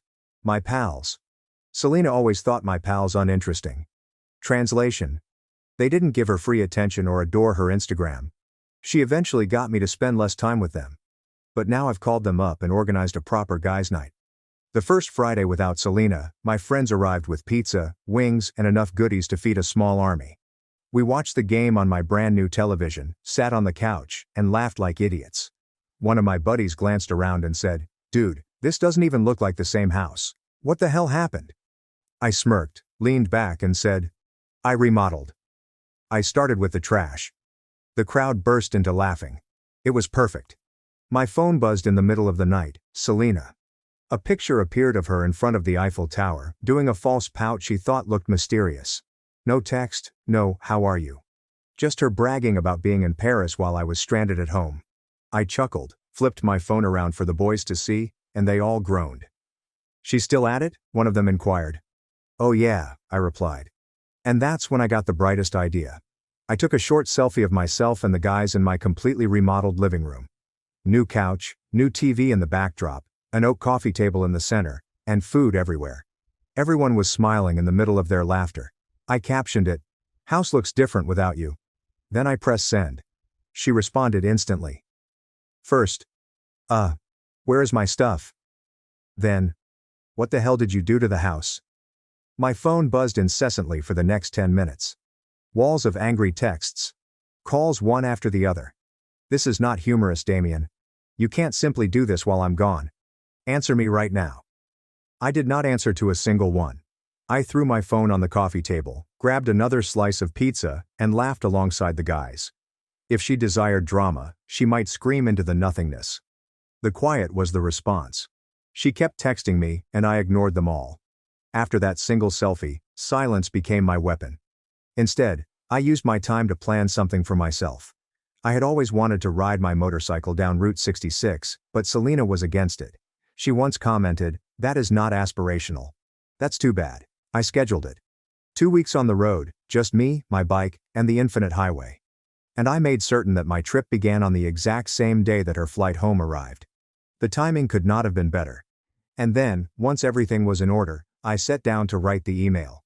Short, chilly, and professional. There's no fluff, no emotion. Subject: important information for your return. Selena, as per your request at the airport, I am no longer a part of your life. To that goal, the following arrangements were made. Your possessions have been packed and transferred to a secure storage facility. Address is 123 Storage Way, Unit 42. Access code is 4321. The first month is prepaid. The SUV you were driving had been sold. It was under my name. The locks to the house have been changed. You are no longer a resident. I hope this provides you with the independence you want. I'll be out of town. I shall be unavailable for further contact. Do not attempt. Best good luck with your future undertakings. Damien. I read it once, smiled, and clicked submit. That was it. Done. Clean. There is no begging, explaining, or arguing, only the facts, spelled out in bullet points. If she wanted me removed from her image, she achieved her request. She simply didn't think she'd lose everything else with it. I leaned back, closed my laptop, and began packing for the vacation. For the first time in years, I did not plan around her schedule or needs. I was planning for myself. And damn, it felt great. That feeling stayed with me for the 2 weeks leading up to her journey home. I was lighter and happier. Hell, I even found myself whistling while packing for my motorcycle trip. Meanwhile, Selena's texts came in like clockwork, half flexing, half panicking. On the day of her return, I was already on a plane heading west. My friend Calder, an incredible legend, had vowed to keep me updated on whatever craziness happened. Oh, he delivered. Selena apparently landed and wanted me to wait at the curb as her personal chauffeur. She stood outside with her 3 gigantic luggage, surveying the throng as if I'd suddenly materialize with balloons and a welcome home sign. When she learned I wasn't present, she called me. Then again. Then again. Calder stated on the 10th call that she was pacing and had a complete meltdown. She eventually flagged down a taxi. And not just any cab, one of those little ones where even getting a carry-on into the trunk was a challenge. The driver had to battle her bulky luggage as if it were a CrossFit competition. Selena, of course, stood there filming herself appearing unhappy and stranded because her breakdown had to be satisfying. By the time the cab arrived at my place, the meter had reached triple figures. She inserted her old key into the lock. Nothing. I tried again. Nothing. That's when the real show began. Calder informed me that she beat on the door, expecting me to emerge from the other side. When it remained closed, she sat on one of her bags on the porch, looking at the door, as if pure willpower would open it. Then came the calls, 48 in 2 hours. Voicemails ranged from outrage, "You can't do this to me," to sympathy, "We can fix this, Damien. Just let me in." She even contacted her influential buddies, Dorian and Lyra. Guess what? They were suddenly occupied. Too busy to drive across town and help her move. Loyalty, I suppose, is only as strong as its clout. Finally, she had to call the backup plan, her parents, who lived 2 hours away. Calder said when they arrived, it looked like a bad sitcom. Her father was red-faced, cursing at Selena for wasting his time. Her mother cried as if I had locked their daughter out of Buckingham Palace. And Selena, she sat cross-armed on her luggage, staring at the house as if it had betrayed her. This was just the porch scene. The real fun began later that night, when the smear campaign went live. Selena and her 2 best friends shared synchronized Instagram tales. Tearful eyes, unsteady voices, and captions revealing the darker side of relationships. Selena portrayed herself as a poor, abandoned victim. A man she believed loved her abandoned her, leaving her homeless and stranded. If I hadn't been riding a motorcycle under the desert sky at the time, it could have stung. But what's the truth? It was funny. I had previously vaccinated everyone who cared. Before I left, I sent a subtle message to our mutual friends. Selena and I had broken up. She made it apparent that we wanted different lives. Simply reserve your judgment. That was it. There is no drama or plot for her to spin. So when her crocodile tears appeared on Instagram, folks weren't buying it. The comments on her posts were doubtful at best. Some even began gossiping about the airport scenario, in which she warned me that I would embarrass her. Funny how quickly that came out. Calder contacted me the next morning, laughing so hard that he could hardly breathe. "Bro, your front yard looked like a yard sale no one wanted to attend. Her dad yelling, her mom crying, Selena screaming into her phone, neighbors came out just to watch. Dude, it was like free entertainment." I imagined it all while driving along Route 66. Selena sat on her baggage throne, the illusion dissolving in real time. Her buddies have been ghosting. Her parents are fatigued. Her brand is disintegrating online. For once, I did not feel like a supporting role in her performance. She was no longer the star. She was the only one left outside, trying to play for an audience that had ceased clapping. And me? I was already miles away, seeing the Red Rock Canyon shine in the sunset. Free, untouchable, and grinning like a man who had just seen the end credits of a horrible movie. What's the finest thing about silence? It makes them crazier than shouting ever could. Selena had already humiliated herself on the porch, pleaded for pity online, and exhausted her friends' tolerance. All I needed to do was sit back and wait. But I wasn't going to let her fizzle out. No, she deserved one last firecracker. Remember how I took control of her influencer website, through which she conducted all of her business? Yes, I had been sitting on that ace card, and it was time to play it. Late one night, I parked the bike at a campsite, got out my laptop, and logged in. Her portfolio was still full of faked photographs. She's leaning on my SUV. Her whirling in gowns that I paid for. She's sipping cocktails she didn't buy. It was essentially a highlight reel of my finances disguised as motivation. Before I wiped anything, I changed the password, switched the recovery email and phone to mine, and enabled 2-factor authentication. Even if she tried to claw her way back in, every code and reset was sent to me. Then I wiped everything, every filtered photograph, each phony caption. The total was marked in thick red, and underneath I typed, "Brand is undergoing strategic realignment. Please check back soon for updates." I pressed the publish button, closed the laptop, and leaned back with the largest grin of my life. Calder later informed me that the timing was ideal. One of her decreasing fans noticed it almost immediately and emailed her a screenshot. Selena had a mental breakdown, he claimed. She went from selfie with a glass of wine to shrieking banshee in 5 seconds flat. She tried to log in but was locked out. She tried to recover the password, but it was denied. When she called the hosting firm, nothing happened.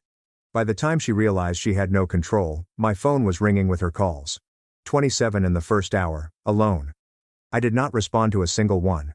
When she couldn't solve anything, Selena did what she usually did, play the victim. She jumped on her Instagram story, red-faced and sobbing, telling her followers that I had hacked her website and destroyed her career. She even used the word career, as if she were a CEO rather than a lady with a phone and a ring light. But here's the deal. Her career only exists because of me. She couldn't publish anything until I paid for the vacations, clothes and dinners. She was sobbing over losing a job that was practically built on my cash. When crying didn't work, she switched methods. Enter the legal threats. About a week later, my lawyer called me, virtually ecstatic. "You're going to love this one," he replied, hardly holding back his laughing. Selena had hired a sophisticated firm, or at least sent a letter with their logo on it, and demanded that I give her access to the house, return the car, and pay her support because I had damaged her livelihood. My lawyer lives for this stuff. The man enjoys destroying weak arguments, and Selena had just given him a gold-plated one. He sent a rejoinder that was essentially a verbal roundhouse kick cloaked in legalese. Attached were a copy of the deed to the house. My name is clear as day. A photocopy of the car title. Again, my name only. An itemized statement for every expense I had covered for her over the previous year, including rent, groceries, utilities, vacations, and even the ridiculous studio lights. Her part of the total much beyond anything she could ever say I owed her. Finally, the letter finished with this polite but merciless line. If Miss Selena Arlo decides to take this matter in court, Mr. Damien will gladly countersue for restitution of these fees. We strongly recommend that she reconsider. Translation. Kindly sue us. We would love nothing more than to see you be shredded in front of a judge. My lawyer told me that he chuckled while signing it. He stated that he doesn't typically receive this kind of low-effort target practice from ex-influencers, so he was enjoying every moment. Surprisingly, the threats stopped very immediately. No more letters. No more talk about the automobile. There was not even a whimper of support. She folded like an inexpensive tripod. And with that, her arsenal was gone. No house. No car. There's no website. No career. Her buddies had left her alone. Her parents were fatigued. And now, not even the law could help her. The best thing was that she had based her entire identity on appearing like a star. But when the lights went out, there was nothing left. Just silence. That quiet accompanied me all the way home from my trip. For the first time in years, my phone was not ringing with requests, complaints, or bogus emergencies. No guilt trips, no assistant-level tasks, and no stage date night requests. Just peace. And that silence was better than any retort. Selena's internet presence had entirely vanished by the time I arrived home. There are no new posts. No dramatic quotations. No selfies. The only traces of her brand were screenshots of rubbish disposal receipts floating about, exchanged in group conversations for laughs. I'd dismantled her kingdom without yelling once. No fights. No begging. There are no theatrics. It's just logic, receipts, and quiet. That was the killing shot. And wow, it felt great to squeeze the trigger. After that motorcycle excursion, I felt like a different man. There is no tension, no constantly buzzing phone, and no planned photo shoots. Just myself, the road, and the kind of silence you don't realize you've been missing until you find it. When I returned to my garage and parked the bike, the silence continued. Selena was gone from every aspect of my existence. No calls, no messages, no nonsense. Her brand was not just quiet. It was dead. Word spread across mutual friends. Selena had moved back in with her folks. That's right, Miss I'm a Global Influencer was now living in her childhood bedroom, surrounded by plush animals and posters she'd forgotten to remove. It appears that the storage unit pickup was also a fiasco. Her parents had to rent a moving truck to transport everything back, and the entire day was spent screaming. Calder's neighbors said it was so awful they could hear her father yelling from the street. What about her influencer career? Finished. She didn't have enough money to keep up the look, no more flashy SUVs to pose in, no more content excursions that she couldn't afford, No more clothes purchases that she was covertly putting on my card. Her feed transitioned from daily posts to recycled old photographs, and then to hazy inspiring platitudes about fresh beginnings. Essentially, digital tumbleweeds. Even her friends Dorian and Lyra let her go. They must have grown tired of her screaming about how I had ruined her life while begging for rescue. Those two were not about to support her lifestyle. Loyalty in her environment lasted only as long as the free benefits did. Then came the funniest part. My guy who works downtown contacted me unexpectedly. "Hey man, you'll get a kick out of this. Selena came into the gallery yesterday, tried to sell me some of your old furniture that you got rid of when you were clearing the place. Said she was an interior designer now." I laughed so hard that I nearly dropped the phone. "Did you buy any? Are you kidding? It was all cheap junk with no character." I told her it was worthless. She flipped out, started ranting about how you destroyed her career. Honestly man. It was sad. That was Selena in a nutshell, deluded. She believed she was a visionary. However, the illusion broke as soon as the money ran out. Without me, there was no brand. Only mounds of ugly furniture and expired skincare. Meanwhile, I wasn't simply surviving, I was prospering. My house was mine again. Each room included something real. My oak coffee table in the living room.